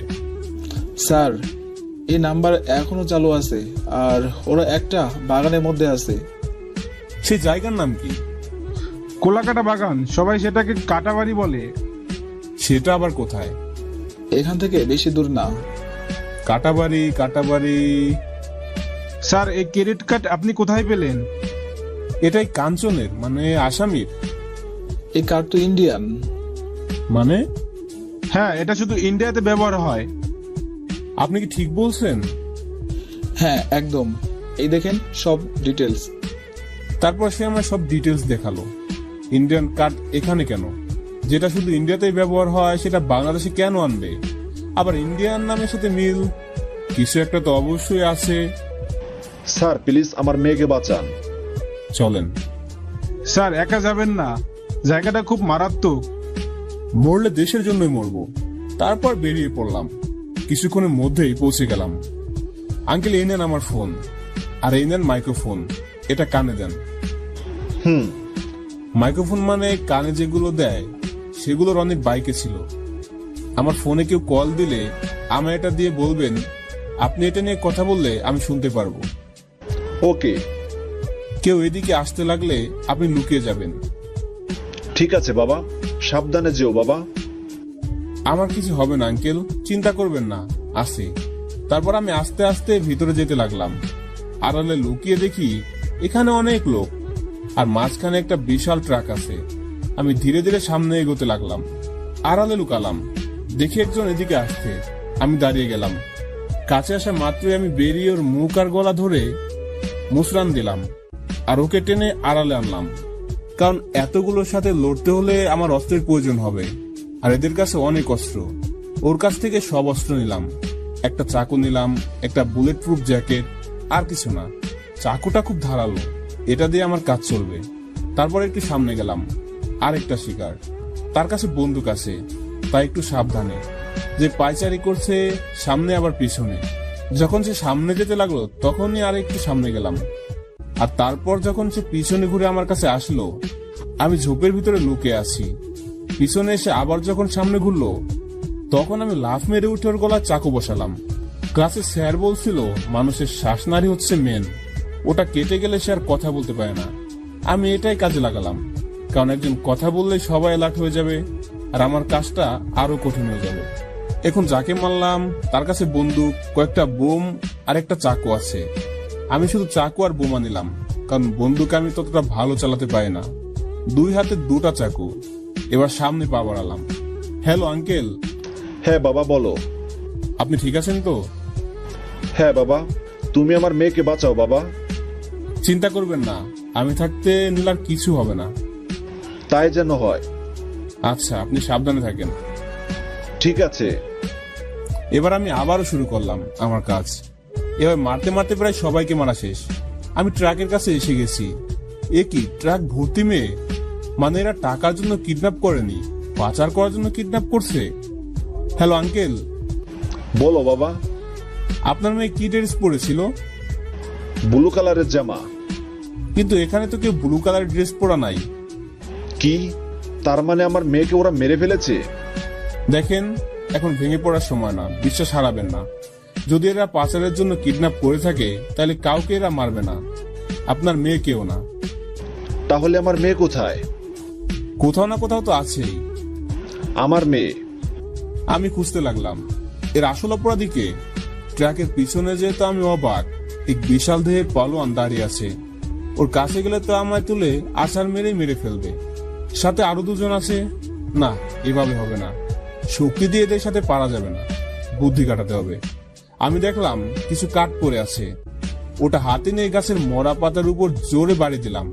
সাথে থাকা 2 জন এদিকে ঘুরলো, আমি আবার বাড়ি দিলাম। এবার এদিকে আসতে লাগলো। আমি সেখানে 2-3টা বোমা পাতাতে ঢেকে রেখে সরে চলে আসলাম। ওরা ওখানে আসা মাত্রই ফটাস করে বোমা ফেটে গেল। এখন শুধু শালা হাতি বাকি আছে, কিন্তু এর সাথে তো পেরে ওঠা খুব কঠিন। তবুও সামনে গেলাম। লোকটা বলল,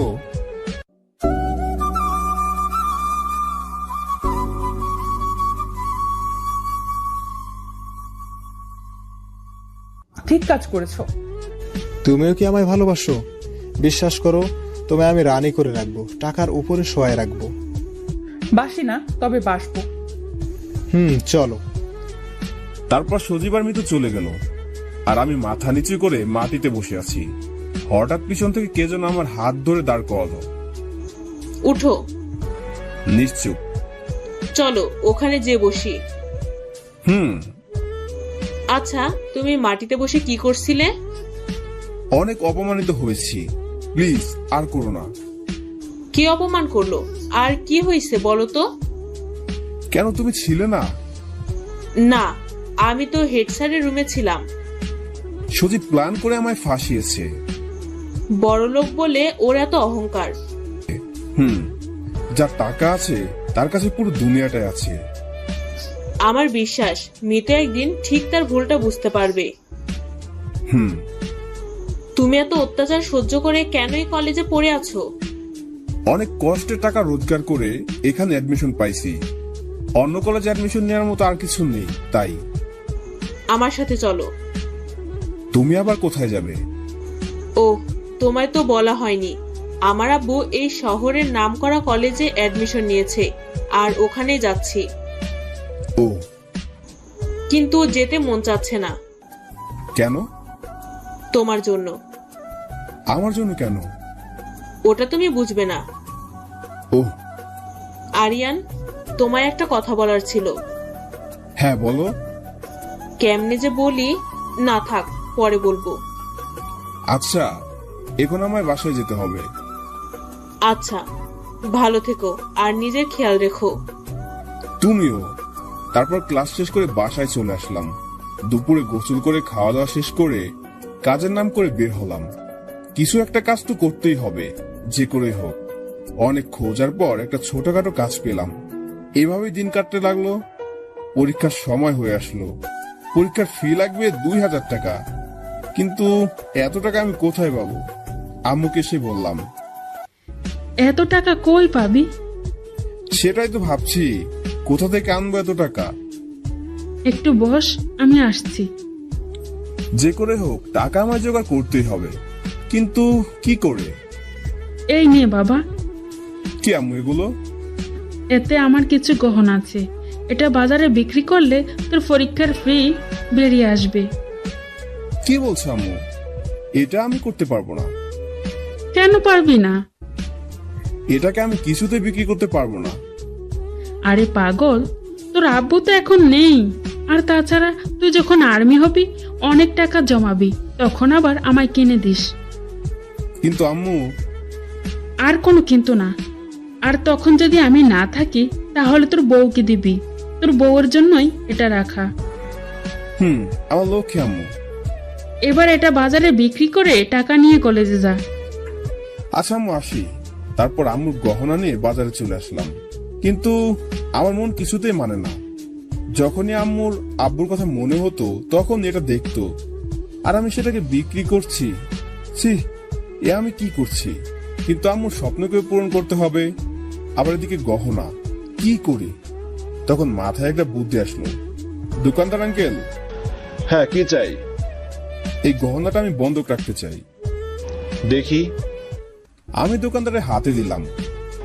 হ্যাঁ, কত টাকা নিতে চাও? মাত্র 2000 টাকা। আর এটা আপনার কাছে আমানত রাখলাম, আমি টাকা শোধ করে নিয়ে যাব। আচ্ছা, ঠিক আছে।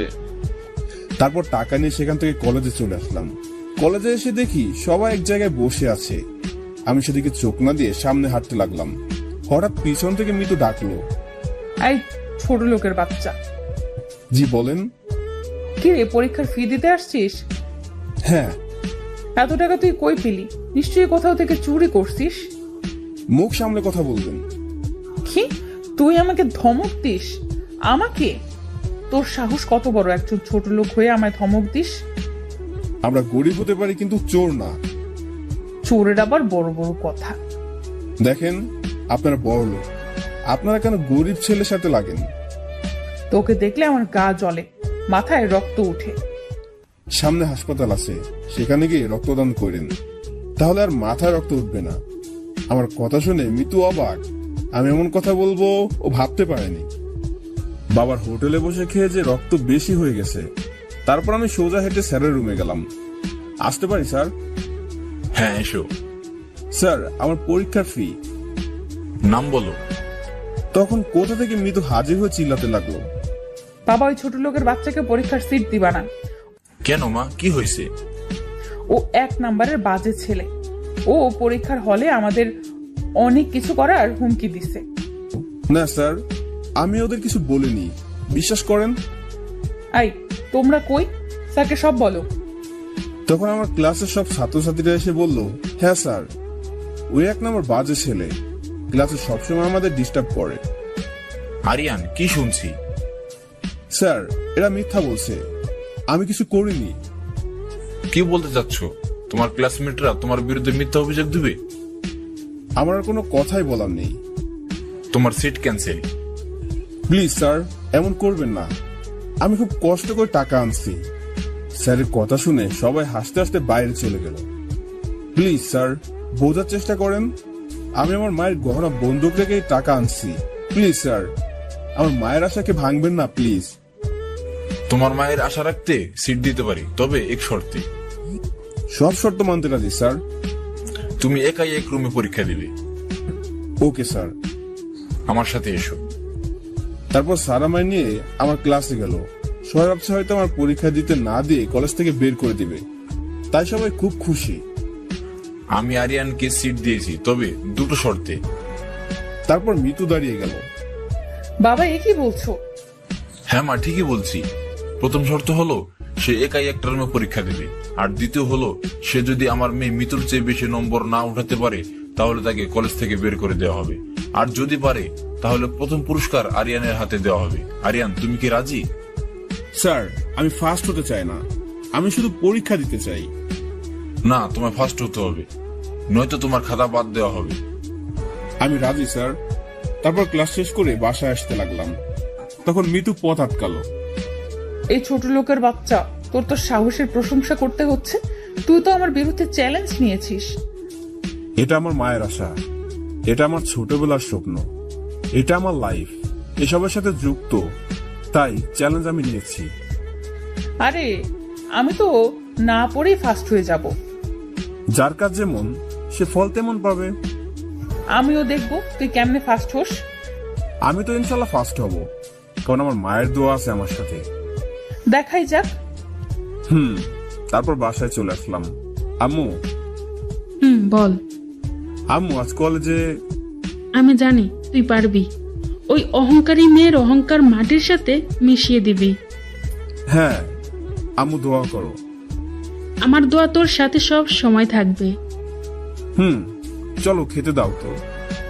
যা, হাত মুখ ধুয়ে গোসল করে আয়। ওকে। তারপর গোসল করে খেতে বসলাম।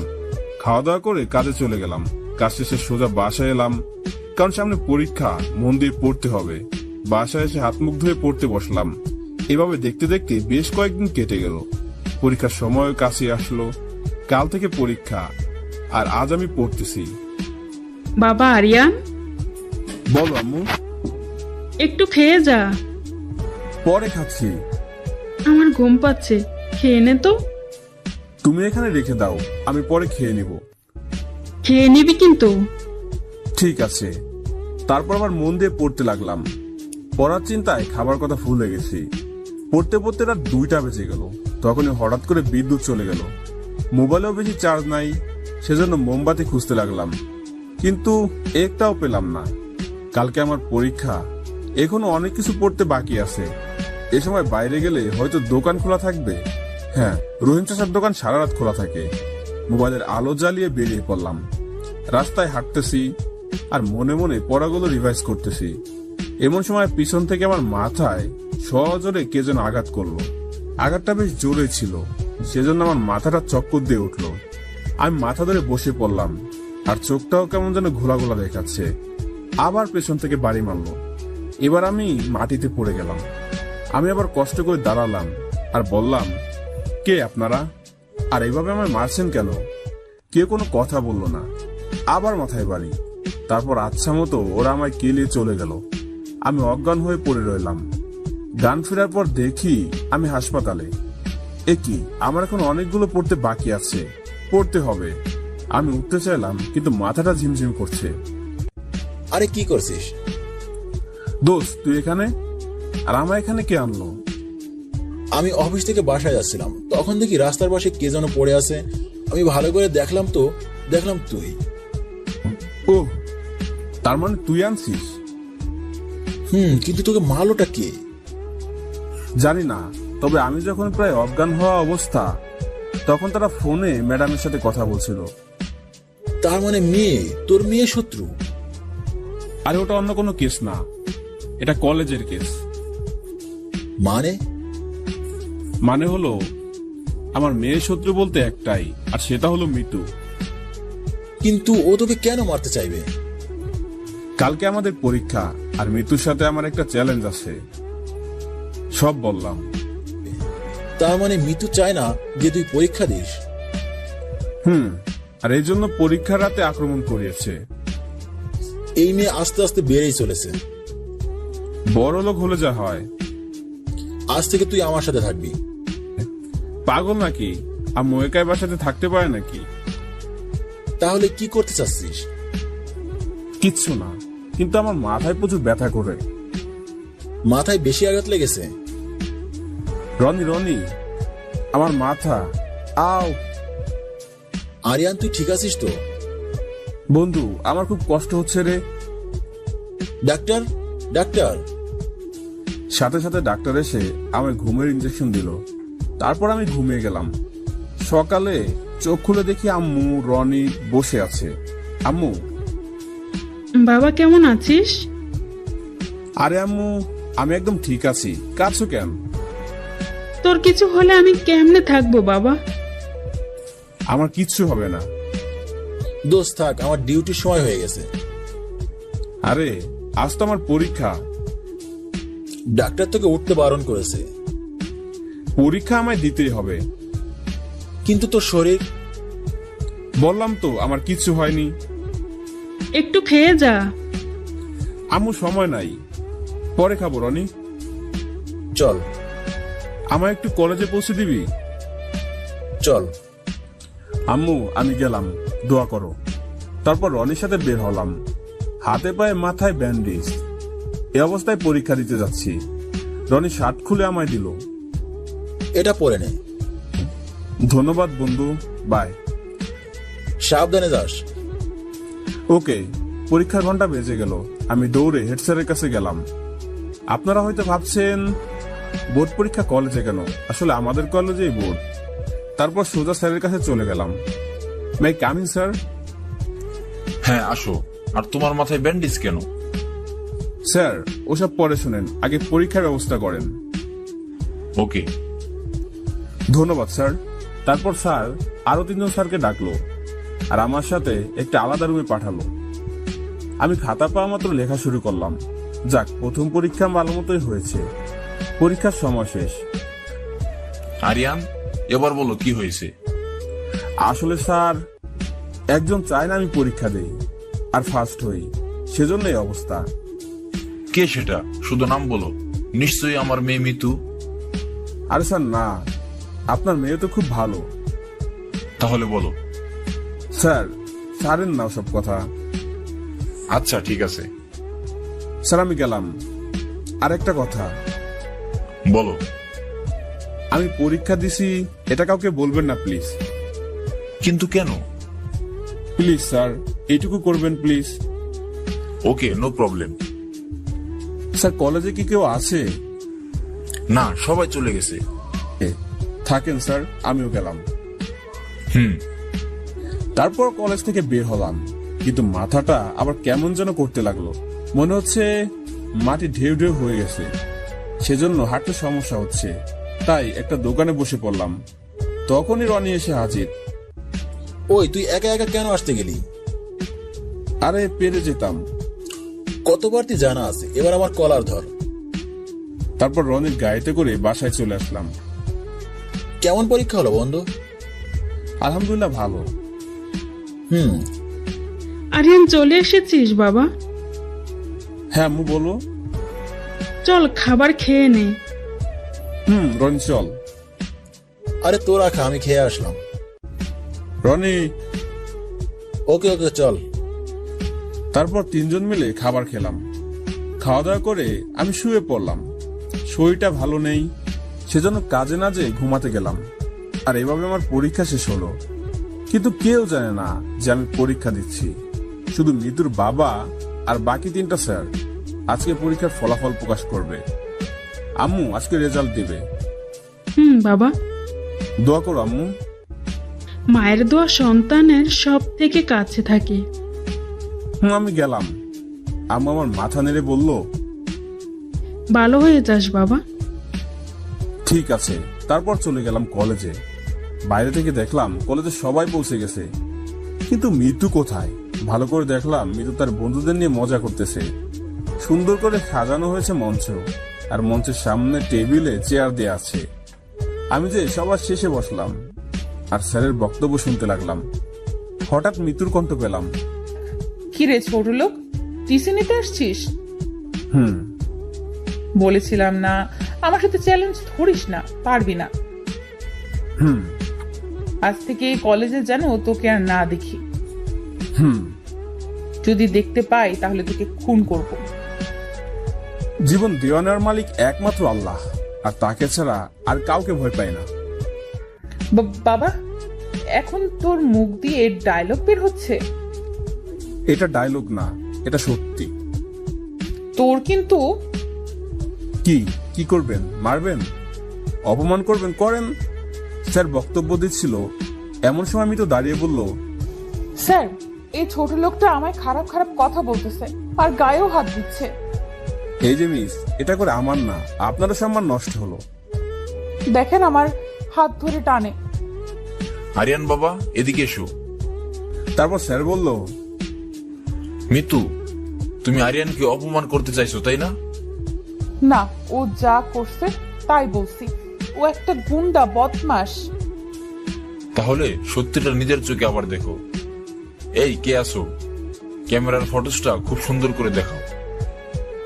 তারপর বড় পর্দায় ফুটেজটা খুব বড় করে দেখালো, আর সবাই দেখে তো অবাক। মিতু তো একবার তেলে বেগুনে জ্বলছে। দেখো এখানে কে অপমানিত হলো, তুমি নাকি আরিয়ান? মিতু, নিজেকে নিয়ে এত অহংকার করো না।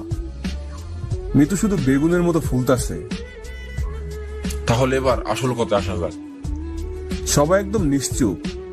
কার কথা বলবে স্যার? কে হবে ফার্স্ট? সব থেকে বেশি নম্বর পেয়ে ফার্স্ট হয়েছে। সবাই তো হা করে তাকিয়ে আছে। কার কথা বলে? স্যার শুধু মিতুর দিকে তাকাচ্ছে। আমার হার্টবিট বেড়ে গেল। কি সবাই অবাক হলে? এখন আরো অবাক হবে, কারণ আমাদের কলেজে প্রথম হয়েছে আরিয়ান। আমার নামটা শোনা মাত্রই আমার গা শিউরে উঠল। আমি তো বিশ্বাসই করতে পারছি না। আমি মিতুর দিকে তাকিয়ে দেখি মিতু একদম লাল টমেটো হয়ে গেছে। আরিয়ান, তুমি আমাদের কাছে এসো। আমি উঠে যেতে লাগলাম, তখনই মিতু, এই ছোট লোকের বাচ্চা, কেমন করে করলি এটা? নিশ্চয়ই নকল করছিস। মুখ সামলে কথা বলবেন। কি? আমার মুখের উপর কথা বলিস? দাঁড়া আপ। মিতু, কি হচ্ছে কি? বাপি তুমি চুপ করো।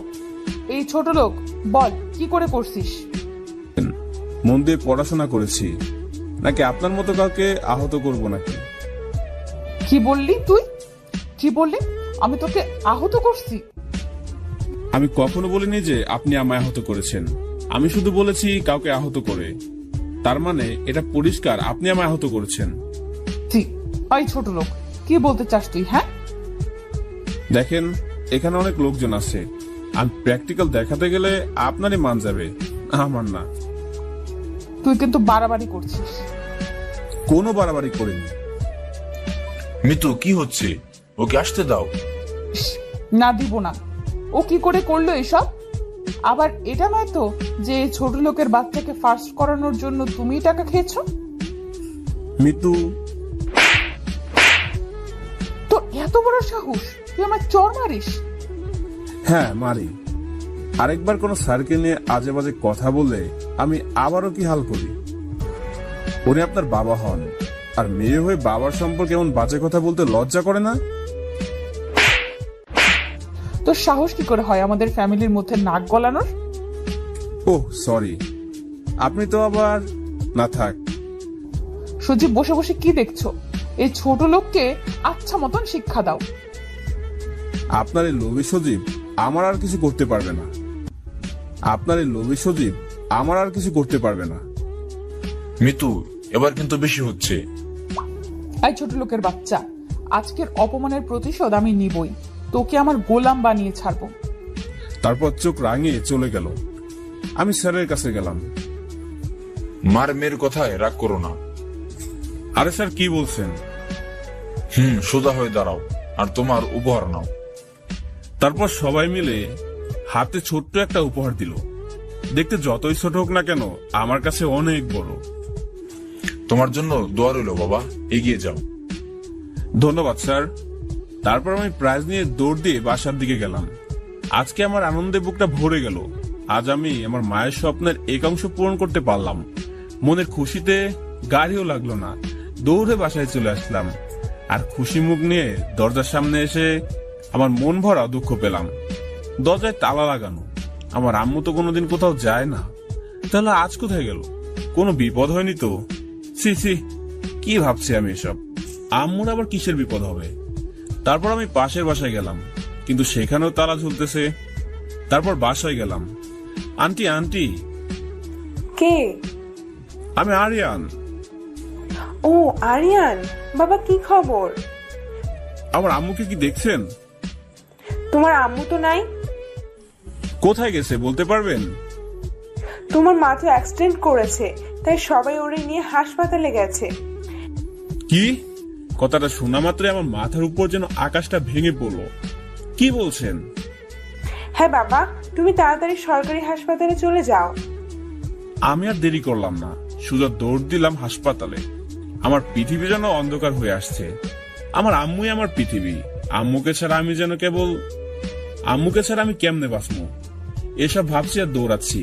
দৌড়াতে দৌড়াতে হঠাৎ একটা গাড়ির সাথে ধাক্কা খেয়ে পড়লাম। মাথায় একটু আঘাত পেলাম। চোখ খুলে দেখি এটা রনি।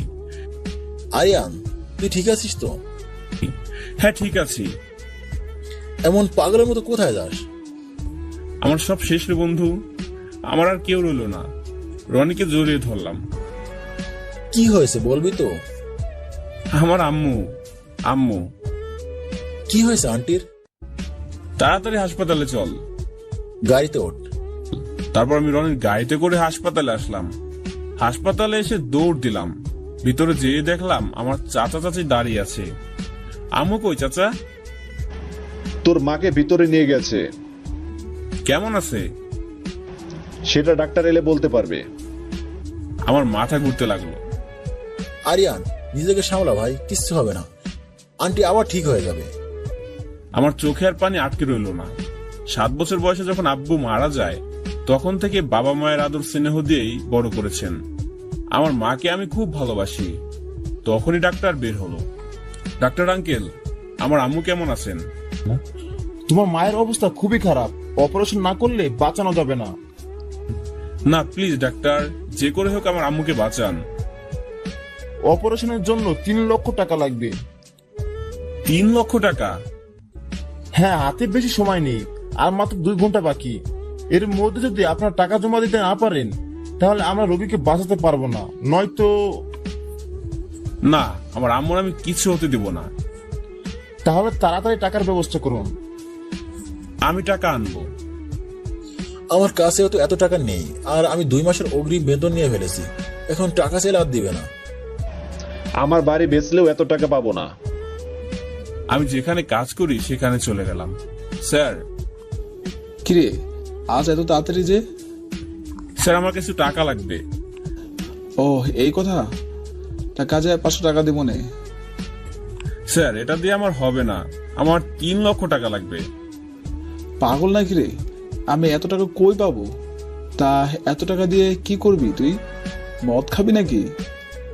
না স্যার, আমার মা হাসপাতালে, অপারেশন না করলে বাঁচানো যাবে না। আর অপারেশন করতে গেলে 3 লক্ষ টাকা লাগবে। প্লিজ স্যার, আমার মাকে বাঁচান। কি আমি এত টাকা কই পামু? তুই জানিস তো এই দোকানের উপর দিয়ে আমার সব চলে।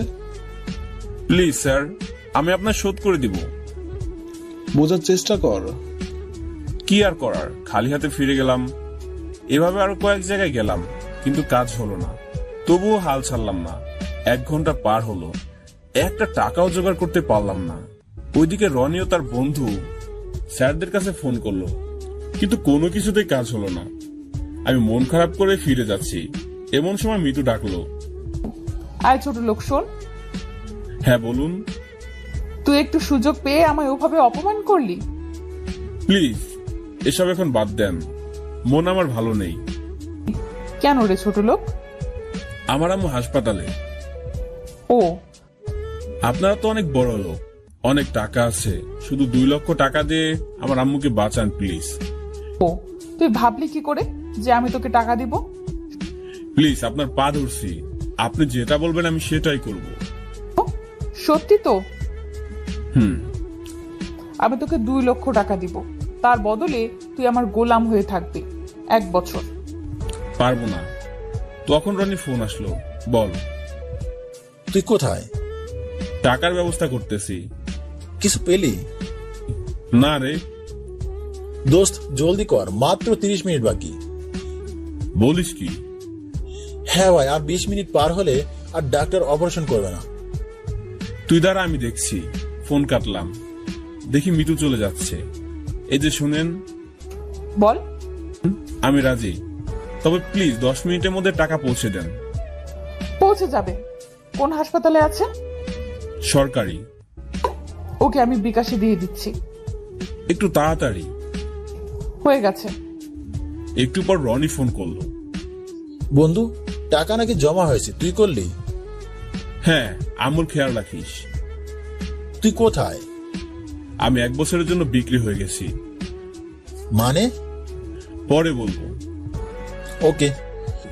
তারপর ফোন কেটে দিয়ে মিতুর হাতে ধরে বললাম, ধন্যবাদ মিতু। ছোট লোক, তোর সাহস কত আমার শরীরে হাত দিস? সরি মিতু। আমার নাম ধরে ডাকিস, আমার ম্যাডাম বলবি। ঠিক আছে ম্যাডাম। এবার চল আমার সাথে। কোথায়? ম্যাডামকে জিজ্ঞেস করার সাহস কি করে হয়? Sorry madam.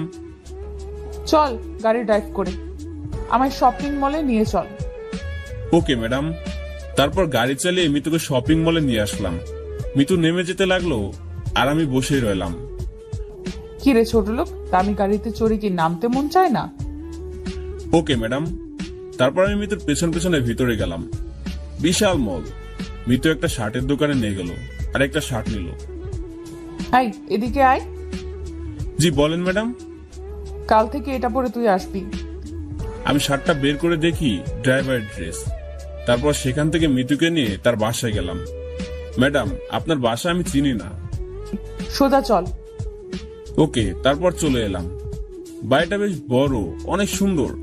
আমি গাড়ি থেকে নেমে মিতুকে নামিয়ে দিলাম। এখানে দাঁড়িয়ে থাকবি, কোথাও যাবি না। Okay madam. তারপর মিতু ভিতরে চলে গেল আর আমি বাইরে দাঁড়িয়ে রইলাম। হঠাৎ আম্মুর কথা মনে হলো, তাই আমি রনির কাছে ফোন দিলাম। দোস্ত তুই কোথায়?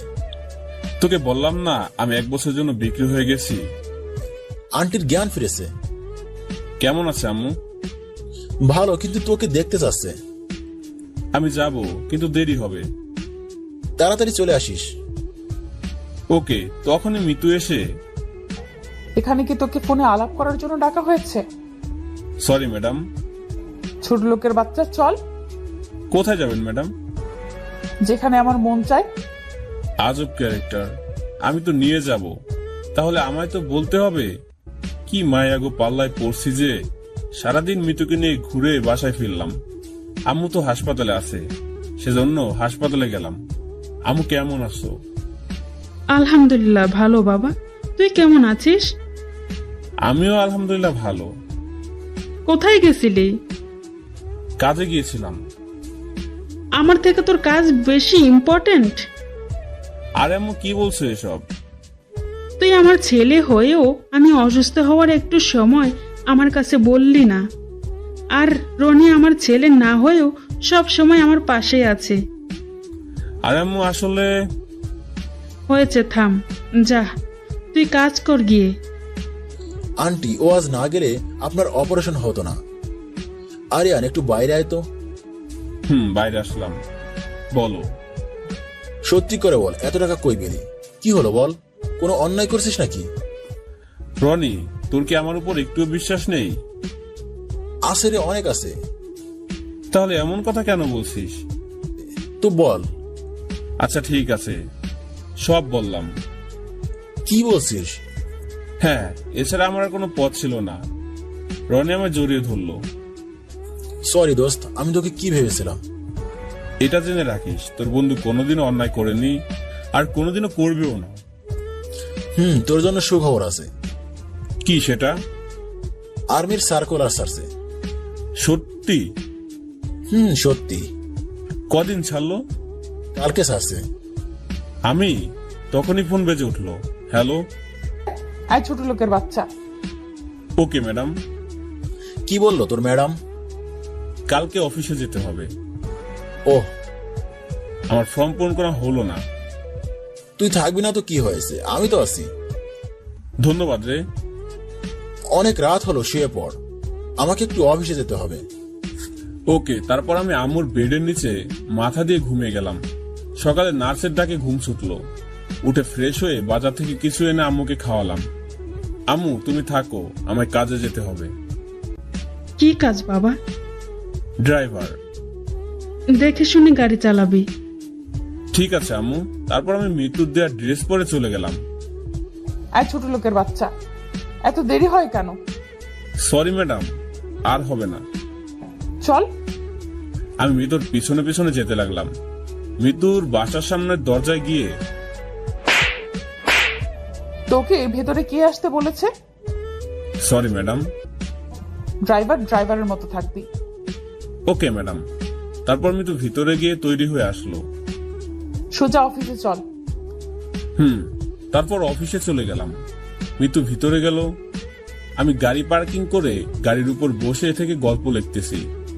তখন দেখলাম সজীব আসলো। আমার একটু খটকা লাগলো, সজীব মিতুর অফিসে কেন? হয়তোবা মিতুর সাথে দেখা করতে আসছে। এটা ভেবে মাথা ঘামালাম না। আবার গল্প লিখতে লাগলাম। অনেকক্ষণ পর মৃত্যুর সাথে তার বাবা মানে আমার স্যার আসলো। আরে আরিয়ান, তুমি? জি স্যার। বাপি খুব অবাক হলে, তাই না? হ্যাঁ। আমি সেদিন বলেছিলাম এই ছোট লোককে আমি আমার গোলাম বানাবো, আর আমি আজ একে আমার ড্রাইভার বানিয়েছি। মিতু, এতটা অহংকার ভালো না। আরে স্যার চলেন তো। হ্যাঁ চলো। তারপর মৃত্যু আর স্যার গাড়িতে বসলো, আমি ড্রাইভ করতে লাগলাম। অর্ধেক রাস্তা আসার পর স্যারের ফোন বাজতে লাগলো। হ্যালো, কে? ওপাশে কথা শোনা যায় না। কি? ওপাশে কথা শোনা যায় না। কে আপনি আর কি চান? ওপাশে কথা শোনা যায় না। Hello hello. বাপি কার ফোন ছিল? জানি না, অন্য নম্বর। কি বলছিল? আমাদের আজকে গোপন মিটিং এর বিষয়ে সব জানতে পারছে, আর বলল ও নাকি আমাদের ফকির করে ছাড়বে। নিশ্চয়ই এটাই ছোট লোকের কাজ। মিতু, কি বলছো? এ কেন করবে? এদের মতো ফকিরের টাকার জন্য সব কিছু করতে পারে। দেখুন ম্যাডাম, আপনি অযথায় আমার উপর সন্দেহ করছেন। চুপ কর ছোট লোক। মিতু, যদি এ করেও থাকে তাহলে সে তো আর ভিতরে যায়নি, সে তো বাইরে ছিল। তাহলে আমার মিটিং এর কথা জানলো কি করে? বাপি, তুমি এই ছোট লোকের সাপোর্ট কেন করো? দেখো মা, সবাই মানুষ, বড় লোক বা গরিব কোনো পার্থক্য হয় না। তুমি সব সময় ছোট লোকের সাপোর্ট করো। একদিন ঠিকই বুঝবি তুই কত বড় জিনিস কি অবহেলা করছিস। তুমি কি বলতে চাচ্ছ, আমি অবুঝ? না, সেটা না। ম্যাডাম, আমি বাসায় এসে গেছি। মিতু মা, তুই বাসায় যা, আমার কিছু কাজ আছে, আমি আসছি। ওকে বাপি। মিতু চলে গেল। স্যার কোথায় যাবেন? সোজা সামনে চলো। ওদিকে তো জঙ্গল। হ্যাঁ চলো বলছি। ওকে। তারপর আমি স্যারকে নিয়ে গন্তব্যে পৌঁছালাম। শোনো, অনেকদিন আগে থেকে আমাদের কোম্পানির উপর কারো নজর পড়ছে। ও, আমাদের কোম্পানি নাম্বার 1-এ আছে, তাই সকলের নজর। কিন্তু কোম্পানির জন্য আমার চিন্তা নেই। চিন্তা হলো আমার মা মরা মেয়েকে নিয়ে। কেন? কারণ তারা দুটার উপরেই নজর। হঠাৎ পাতা নাড়ার আওয়াজ পেলাম। আমি ভালো করে খেয়াল করলাম, হ্যাঁ, আবার আওয়াজ পেলাম। আরিয়ান, কি হলো? চুপ করেন স্যার, গাড়িতে গিয়ে বসেন। কিন্তু কেন? স্যার এখানে বিপদ, তাড়াতাড়ি গাড়িতে উঠে বসেন। ওকে। তখনই চারপাশ থেকে অনেক লোক বের হলো, সবার মুখে মুখোশ আর হাতে হাতিয়ার। আমি লড়াই করতে গেলে স্যারের ক্ষতি হতে পারে, সেজন্য গাড়িতে বসেই দিলাম টান। আমার পিছনে পিছনে ওরাও 4টা গাড়ি নিয়ে এলো। টানের উপর টান। না, এভাবে পিছু ছাড়ানো যাবে না। আমি পকেট থেকে মোবাইল বের করে রনের কাছে ফোন দিলাম, লাউড স্পিকার দিয়ে সিটে রেখে দিলাম। হ্যাঁ দোস্ত, বল। কই আসিস? 4 মাথার মোড়ে। তুই জঙ্গলের রাস্তা ধরে চলে আয়। কিন্তু কেন? আমি বিপদে পড়ছি, তাড়াতাড়ি আয়। ওকে। ফোন কেটে দিলাম। কে এটা? আমার বন্ধু। এ সময় তোমার বন্ধু কি করবে? আমার বন্ধু পুলিশ অফিসার। ওহ। আসতেই পিছনের গুন্ডারা এগিয়ে আসতে লাগলো, আর সামনে আমার পেয়ারা বন্ধু হাজির। আমি গাড়ি ব্রেক করলাম। কি হয়েছে? ওরা আমাদের আক্রমণ করছে। পুলিশকে দেখে ওরা গাড়ির পিছনে ঘুরে নিল আর চলেও গেল। ধন্যবাদ বন্ধু। ওরা কারা? আর তোর উপর কেন আক্রমণ করছে? আমার উপর না, স্যারের উপর আক্রমণ করছে। কিন্তু ওরা কারা? স্যারের দুশ্মন। ওহ, আচ্ছা থাক, আমি স্যারকে বাসায় নিয়ে যাই। ওকে, যা। তারপর আমি স্যারকে নিয়ে মৃত্যুর বাসায় চলে আসলাম। আরিয়ান, তুমি আমার সাথে উপরে আসো। না স্যার, ম্যাডাম দেখলে বকবে। আরিয়ান, তুমি আমার সাথে উপরে আসো। Okay sir. আমি ভিতরে চলে গেলাম, তখনই রাক্ষসীটা হাজির। এই ছোট লোকের বাচ্চা, তোর কত বড় সাহস আমার বাসার ভেতরে ঢুকিস? আসলে ম্যাডাম, সামান্য একটা ড্রাইভার হয়ে তুই বাসার ভেতরে চলে এলি? মিতু, ওকে আমি আসতে বলছি। কেন বাপি, এসব ফকির ঘরের ছেলেদের কেন এখানে আসতে বললে? যদি কোনো ভাইরাস পার হয়ে যায়? তাহলে? চুপ করো, আমার কাজের জন্য ওকে ডেকেছি। কিন্তু বাপি। যেখানে যাচ্ছ যাও। ওকে ছোট লোক, তোকে পরে দেখে নেব। আরিয়ান চলে এসো, কাম ফাস্ট। তারপর স্যার আমায় নিয়ে ছাদে গেল। স্যার, আমার এখানে কেন আনলেন? তুমি আমার দজ্জাল মেয়ের ড্রাইভার কেমনে হলে? আমার আম্মু। হয়ে যখন গেছো তখন কি আর করার?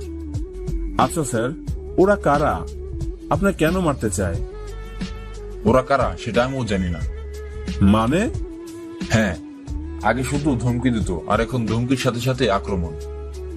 তার মানে আজই প্রথম আক্রমণ? কিন্তু একটা কথা বুঝতে পারতেছি না। কি কথা স্যার? অন্য গুন্ডারা আমায় হুমকি দিত, সাথে আমার মেয়েকে নেওয়ার কথাও বলতো, কিন্তু এ তো আলাদা। অন্য গুন্ডা মানে? আপনাদের আরো আক্রমণ হয়েছে? হ্যাঁ, এর আগে একজন মৃত্যুকে মারার হুমকি দিত। আমি যদি 3 লক্ষ টাকা ওকে না দেই তাহলে ও আমার মেয়েকে মেরে দিবে। আমার কাছে মেয়ের থেকে বড় কিছু না, সেজন্য টাকা দিয়ে তাকে বিদায় করছি। তার মানে এখনকার ব্যাকমেলার আপনার মেয়েকে পটিয়ে? আমার সন্দেহ হলো এটা সজীব না তো? কি হলো, কি ভাবছো? কিছু না স্যার, আপনি চুপ করে থাকবেন, কথা বলবেন না। কিন্তু কেন? এখনই বুঝতে পারবেন। আমি সজীবের কাছে ফোন দিলাম। হ্যালো। কিরে ছোট লোকের বাচ্চা, কেমন আছেন আপনি? কি ব্যাপার বলতো? আমি আপনি তো একই, মানে একজনের কাছ থেকেই তো প্রতিশোধ নিতে চাই। এই ছোট লোকের বাচ্চা, কি বলবি সোজা সাপটা বল। আরে বস, আপনি যার সাথে সম্পত্তি হাতানোর জন্য অভিনয় করছেন তার সাথে আমারও শত্রুতা। তো কি বলতে চাস? আমরা দুজন এক হয়ে যদি তাকে শেষ করে দেই? আমার কারোর প্রয়োজন নেই, আমি একাই যথেষ্ট। আরে বস, আপনি একা কি করবেন? আজকেই ওকে উপরে পাঠিয়ে দিব, আর ওর বাবার কাছে অভিনয় করে জামাই হব। হা হা হা। কি বলছেন বস? একদম ঝাক্কাস আইডিয়া। কিন্তু বস, এখানে সে মানে আমাদের শত্রু কোথায়? 4 রাস্তার পাশে দাঁড়িয়ে আছে, ওর ছাদের উপর থেকে আমার লোক তাকে টার্গেট করে আছে। কিন্তু বস, আজই কেন মারবেন? কারণ আজ না মারলে আরো 3 মাস অপেক্ষা করতে হবে। কেন বস? কারণ 3 মাসের জন্য আমি দিল্লি যাচ্ছি। ও আচ্ছা বাই বস। ফোন কাটলাম। আরিয়ান, তুমি কার সাথে কথা বললে, আর কাকে মারার প্ল্যান করছো? সব পরে বলবো স্যার, তেমন কিছু না। তবে কি তুমি ছদ্মবেশী গুন্ডা?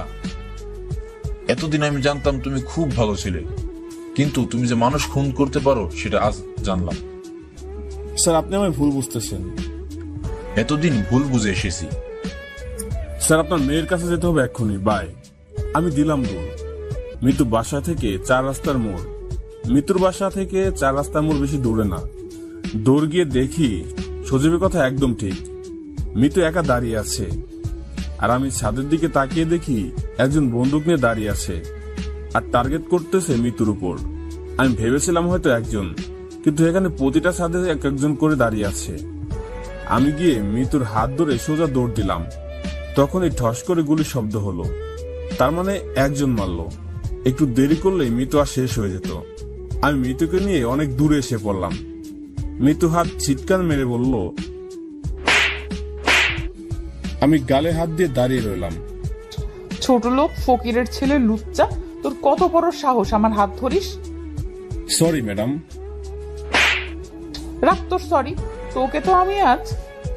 মৃত্যু অনেকটা রেগে গেছে। আসলে ম্যাডাম, মেয়েদের দেখলে কি থাকতে পারিস না, তাই এমন আচরণ করিস? রাস্তার ছেলে কোথাকার। না ম্যাডাম, আসলে হয়েছে কি। চুপ, তোদের মতো রাস্তার ছেলেকে আমার ভালো করে চেনা আছে। সুন্দরী মেয়ে দেখে থামতে পারে না। ডিসগাস্টিং। মৃত্যুর এমন চেঁচামেচি শুনে পাশে থাকা পুলিশ এসে গেল। এক্সকিউজ মি ম্যাডাম, কোনো সমস্যা? হ্যাঁ, অনেক সমস্যা। এই ছোট লোকের বাচ্চা আমায় কিডন্যাপ করেছে। আর কি বলছেন আপনি? আপনি কি একে চিনেন? না, চিনি না। কিরে, মেয়েদের দেখলে কি তোদের মধ্যে ঝাঁকুনি ওঠে? আরে কি করছেন? আমি ওনার ড্রাইভার। কি বলছে ম্যাডাম? ওসব মিথ্যা। আপনি ওকে এমন শাস্তি দিবেন যাতে ভবিষ্যতে এমন কাজ আর না করে। ম্যাডাম প্লিজ এমনটা করবেন না, আপনি আমায় অন্য শাস্তি দেন, কিন্তু প্লিজ আমার নামে ক্রিমিনাল খাতায় তুলবেন না প্লিজ। যা এখন বুঝ ঠেলা। তারপর পুলিশ আমায় নিয়ে চলে গেল আর আমার নামে নারী ধর্ষণ মামলা দিল। আমি পুলিশের অনেক হাত পা ধরলাম, কিন্তু শুনলো না। আমার এতদিনের স্বপ্ন এক নিমিষে শেষ হয়ে গেল, কারণ ক্রিমিনালের খাতায় নাম থাকলে সে কোনোদিন আর্মি হতে পারবে না। বুকটা কষ্টে ফেটে যাচ্ছে। জেলের ভিতরে থাকা একজন লোক এসে বলল, কি ভাই, আপনি এসেই দেখছি কান্না করতেছেন, কি হয়েছে আপনার? কিছু না। কিছু হয়নি তো এখানে কেন? আমি একজন ধর্ষক। কি? আপনার দেখে তো মনে হচ্ছে না, কি হয়েছে বলেন তো? প্রেমিকার সাথে ডেটিং এ যে ধরা পড়েছেন? না, একজনের উপকার করছি। মানে? সব বললাম। ভাইরে, আজকের দুনিয়ায় ভালো মানুষের কোনো দাম নাই। আমার এতদিনের স্বপ্ন ভেঙে গেল, আম্মুর ইচ্ছে পূরণ করতে পারলাম না। ভাই, দুঃখ কইরো না। দারোয়ান স্যার, একটু ফোন করা যাবে? পাশে থাকা দারোয়ানকে বললাম। এই নাও ফোন। ধন্যবাদ স্যার। ফোন দিয়ে আমি রনির কাছে ফোন দিলাম। হ্যালো, কে বলছেন? রনি, আমি আরিয়ান। হ্যাঁ, তুই কোথায়? বন্ধু, আমার স্বপ্ন শেষ, আমার এতদিনের পরিশ্রম শেষ। কি বলছিস? কি হয়েছে তোর? আর কান্না করছিস কেন? দোষ, নারী ধর্ষণের মামলায় আমি আসামি। কি? হ্যাঁ বন্ধু, আম্মুকে বলিস, আম্মুর ইচ্ছা আমি পূরণ করতে পারলাম না। তুই এটা কি বলিস? আমার বিশ্বাসই হয় না। কি হয়েছে বলতো? আচ্ছা, তুই কোন থানায় আছিস বল? থানার নাম বললাম, আর একটু পরে রনি এসে গেল। Officer, officer. স্যার আপনি? হ্যাঁ, তুমি কাকে অ্যারেস্ট করছো জানো? স্যার, ও একজন ধর্ষক। প্রমাণ কি? স্যার, প্রমাণ তো নেই। প্রমাণ ছাড়া একজনের নামে এত বড় কেস কি করে দাও? একটা মেয়ে বলছিল ওকে নাকি এ কিডন্যাপ করেছিল আর ধর্ষণ করার চেষ্টাও করেছে। হাবিলদার। Yes sir. তোমাদের স্যারের নামে কমপ্লেন লেখো, ও একজনকে খুন করেছে। কি বলছেন স্যার? আমি কখন খুন করলাম? কেন, আমি তো বলছি। আর এই জন্য আপনাকেও জেল খাটতে হবে। কেন? বিনা সাক্ষী প্রমাণে একজন মেয়ের কথায় তুমি আরিয়ানকে যেমন করে অ্যারেস্ট করছো, ঠিক তেমনি বিনা সাক্ষী প্রমাণে আমার কথা এখন তোমাকেও অ্যারেস্ট করা হবে। Sorry sir. আপনি একজন পুলিশ হয়েও এই ভুলটা করতে পারলেন। আপনি জানেন না সাক্ষী প্রমাণ ছাড়া কাউকে কোনো কেস দিতে নেই। সরি স্যার, ভুল হয়ে গেছে। এই কি আছিস? ওকে ছেড়ে দে। আপনার এই ভুলের জন্য ওর জীবনটা নষ্ট হয়ে গেল। জানেন উনি কে? না স্যার। উনি হলেন হবু আর্মি। আচ্ছা, আপনাদের এখান থেকে কি ক্রিমিনালের লিস্ট আর্মিতে জমা দেওয়া হয়ে গেছে? জি স্যার, একটু আগেই দিলাম। তাতে কি আরিয়ানের নাম আছে? হ্যাঁ আছে। সরি দোস্ত, আমি আর কিছু করতে পারলাম না। তোর নাম এখন হেড অফিস পর্যন্ত পৌঁছে গেছে। আমার বুকটা ফেটে যাচ্ছে। চল বাসায় চল। তারপর রনির গাড়িতে করে বাসার দিকে রওনা হলাম। জানিস আজ আম্মু কতটা কষ্ট পাবে? আম্মুর খুব ইচ্ছে ছিল আমি খুব বড় আর্মি হব। যা হওয়া তা তো হয়ে গেছে।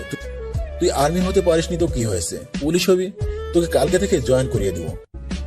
না রে, আর্মি যখন হতে পারলাম না তখন আর পুলিশ হয়ে লাভ কি? আরে না, সমস্যা কি? না, তখনই সামনে দেখলাম রিয়া। আরে রিয়া, এই রনি থাম। আরে আরিয়ান, তুমি? ওই রিয়া, কই যাচ্ছ? এই তো বাসায়। উঠে বসো। রনি চল। এটা কে গো? এটা আমার জান বন্ধু রনি, এখনো সিঙ্গেল। তাই? তা কেমন আছো? এই আলহামদুলিল্লাহ ভালো। তুমি কেমন আছো? আমিও আলহামদুলিল্লাহ ভালো। আজকাল তো কোনো খবরই নাও না। একটু বিজি। আরিয়ান, তোমার কি হয়েছে বলো তো? তোমার মন খারাপ কেন? ওর স্বপ্ন শেষ হয়ে গেছে। মানে? একজনের উপকার করেছিলাম আর তার বদলে এটা পেলাম। কি হয়েছে খুলে বলবা? শোনো, আমার আম্মুর অ্যাক্সিডেন্ট হয় আর তার জন্য 3 লক্ষ টাকার প্রয়োজন হয়। আর তারপর কি বলছো তুমি এসব? হ্যাঁ, কারো ভালো করলে যে এমন হয় এটা আজ বুঝলাম। তো তুমি ওই ডাইনিকে বাঁচালে কেন? বাঁচানোর কোনো ইচ্ছা আমার ছিল না, কিন্তু ওর বাবার জন্য। আর বলতে হবে না, বুঝে গেছি। আমার কি হবে এখন? আমার বেঁচে থাকার আশাটাই মরে গেছে। চিন্তা করো না, সব ঠিক হয়ে যাবে। কিচ্ছু ঠিক হবে না। আল্লাহর উপর ভরসা রাখো। তারপর রিয়াকে বাসায় রেখে আমরা আমাদের বাসায় চলে গেলাম। বাসায় যেয়ে গোসল করে খাওয়া দাওয়া শেষ করে আম্মুর জন্য খাবার নিয়ে চলে আসলাম হাসপাতালে। আম্মু। বাবা আরিয়ান, তুই আইছিস? হ্যাঁ আম্মু। কেমন আছিস বাবা? আলহামদুলিল্লাহ ভালো আছি আম্মু, তুমি কেমন আছো? এই তো ভালো। তুই কি করছিস? তোকে তো আর দেখছি না। আমি ড্রাইভারের চাকরি পেয়েছি। ও, পড়ালেখা কেমন হচ্ছে বাবা? ভালো। আরিয়ান ডাক্তার ডেকে পাঠিয়েছে। আম্মু তুমি থাকো, আমি ডাক্তারের কাছে গেলাম। আচ্ছা যা। তারপর আমি আর রনি ডাক্তার আঙ্কেলের কেবিনে আসলাম। এসো আরিয়ান, এসো ইন্সপেক্টর। কি হয়েছে আঙ্কেল? বসো বলছি। বলেন। আসলে তোমার মায়ের হার্ট কমজোর হয়ে গেছে, সেজন্য তাকে খুব সাবধানে রাখবে। কোনো প্রকার আতঙ্ক তাকে লাগতে দিবে না বা বেশি উত্তেজিত করা যাবে না, এতে রোগীর প্রাণ হারানোর সম্ভাবনা আছে। কি বলছেন আঙ্কেল? হ্যাঁ বাবা, স্বামীর শোকে সে নীরবে কান্নাকাটি করত, আর স্বামীর কথা সে বলতে না পারাই তাকে আরো কষ্ট দিচ্ছে। আমার মার বাবার মধ্যে খুব ভালো সম্পর্ক ছিল। সবসময় তাকে হাসি খুশি রাখবে, কোনো সময় একা রাখবে না। ঠিক আছে আঙ্কেল। তোমার মাকে নিয়ে যেতে পারো। ধন্যবাদ আঙ্কেল। Most welcome. তারপর আম্মুকে বাসায় নিয়ে চলে আসলাম। আমাদের নামে দিয়ে রনি চলে গেল। এখন রান্না করতে হবে। আম্মু যেহেতু অসুস্থ তাই আমি রান্না করতেছি। বাবা তুই কোথায় যাস? আমায় দে, আমি রান্না করি। আরে আম্মু, তুমি তো অসুস্থ। আরে কে বললো আমি অসুস্থ? আমি এখন পুরাই সুস্থ।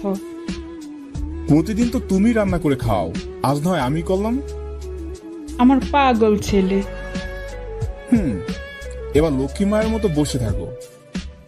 ঠিক আছে, আমার বৌমা খুব ভাগ্যবান হবে এমন ভর পেয়ে। আম্মু এখন সব বৌমা ফোমা বলো না তো, আমি এখন এসব করব না।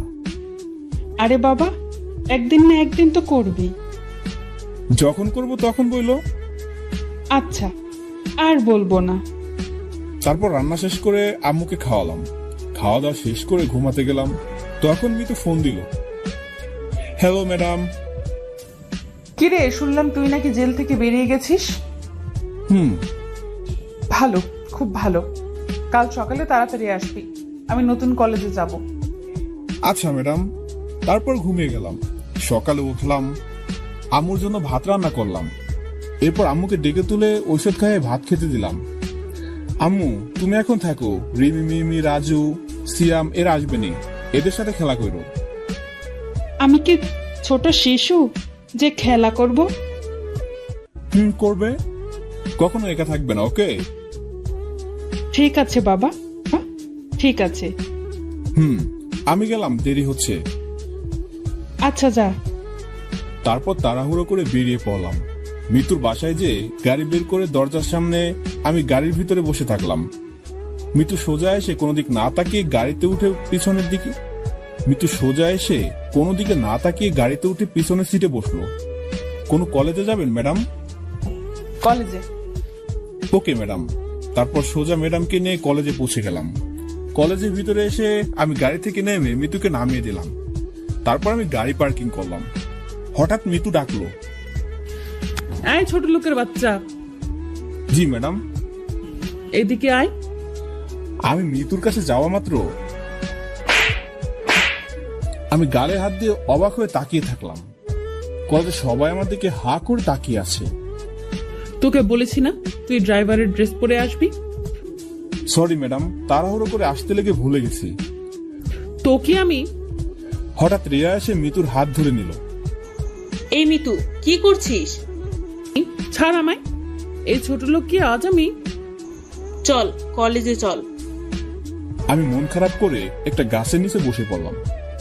ওইদিকে রিয়া মিতুকে নিয়ে যাচ্ছে, হঠাৎ মিতু থেমে গেল। এই, তুই ওই ছোট লোকের বাচ্চার সাপোর্ট করিস কেন? ও তোর কে হয়? হ্যাঁ, ও তোকে কি দিয়েছে? দেখ মিতু, তুই কিন্তু বাড়াবাড়ি করছিস। সত্যি বললে সবাই খারাপ। সত্যি তুই কি জানিস, আরিয়ান আমাকে না তোকে দিয়েছে, অনেক কিছু দিয়েছে। ওই ছোট লোকের বাচ্চার থেকে আমি কি নিব? হ্যাঁ, ও তো একটা ফকিরের ছেলে। দেখ মিতু, শুধু টাকা থাকলে সব দেওয়া যায় না। তুই কি বলতে চাচ্ছিস? আরিয়ান তোর নির্যাতন সহ্য করছে, কোনোদিন প্রতিবাদ করেনি। তুই এত অপমান করছিস, তবুও চুপ করে আছে। শুধু এটুকু না, তোকে বাঁচানোর জন্য নিজের জীবন বাঁচিয়ে রেখেছে, আর তুই তার এত বড় ক্ষতি করতে পারলি? কি? হ্যাঁ, সেদিক তোর হাত ধরে দৌড় দিল, কারণ চারিদিকে তোকে মারার জন্য লোক লাগানো ছিল। এরপর তোর বাবার উপর আক্রমণ হয়, সেখানেও আরিয়ান তোর বাবাকে বাঁচায়। কি বলছিস তুই? ঠিকই বলছি। বিশ্বাস না হলে তোর বাবাকে জিজ্ঞেস কর। তোদের এত অপকার করার দাম দিলি, তার স্বপ্ন ভেঙে, তার মায়ের আশা ভেঙে। মানে সেই দিন তুই মিথ্যা বলে ওকে জেলে দিয়েছিস। জানিস তারপর কি হয়েছে? কি হয়েছে? আরিয়ানকে ধর্ষণের মামলা দেয়, আর সেজন্য তার সারা জীবনের স্বপ্ন আর্মি হওয়া, সেটার রাস্তা চিরদিনের জন্য বন্ধ হয়ে গেছে। কি? হ্যাঁ, এর জন্য শুধু তুই দায়ী, শুধু তুই। এতদিন জানতাম টাকাই পৃথিবীর শ্রেষ্ঠ সম্পদ, কিন্তু তার থেকে বেশি মূল্যবান জিনিসও আছে। হ্যাঁ আছে। আমার এত অপরাধের কি ক্ষমা নেই? আরিয়ান কি আমায় ক্ষমা করবে? সেই সৃষ্ট সম্পদ দিয়েই তোকে ক্ষমা নিতে হবে। হ্যাঁ, আমি তাই করব। আমি অনেক পাপ করছি। এখানে আমি একা বসে আছি, হঠাৎ পিছন থেকে সজীব এসে আমার কলার ধরে কলেজের সামনে নিয়ে গেল, আর আমায় মারতে লাগলো। আমি তো কিছু বুঝতেছি না। এটা দেখে কলেজে সবাই হাজির হলো। সজীব, কি করছো? ছাড়ো ওকে। জানো ও কি করছে? ও কিছু করেনি, সব আমি করেছি। তোমায় মারার হুমকি দিছে। কি বলছো তুমি? তাহলে শোনো এটা। আমি সেদিন মিতুকে বাঁচানোর জন্য সজীবের সাথে কথা বলছিলাম, সেটা রেকর্ড চালু করলো, কিন্তু শুধু আমার কথাগুলো সজীবের কথাগুলো কেটে নিছে। চলেন শোনা যাক। এই সজীব বস। জি, কে বলছেন? আমি যেই বলি না কেন, তো জিএফ কে আমি টপকিয়ে দেব। কি বলছেন এসব? হ্যাঁ, আমার অনেক অত্যাচার করে। আমি কেন সহ্য করি জানিস? কেন?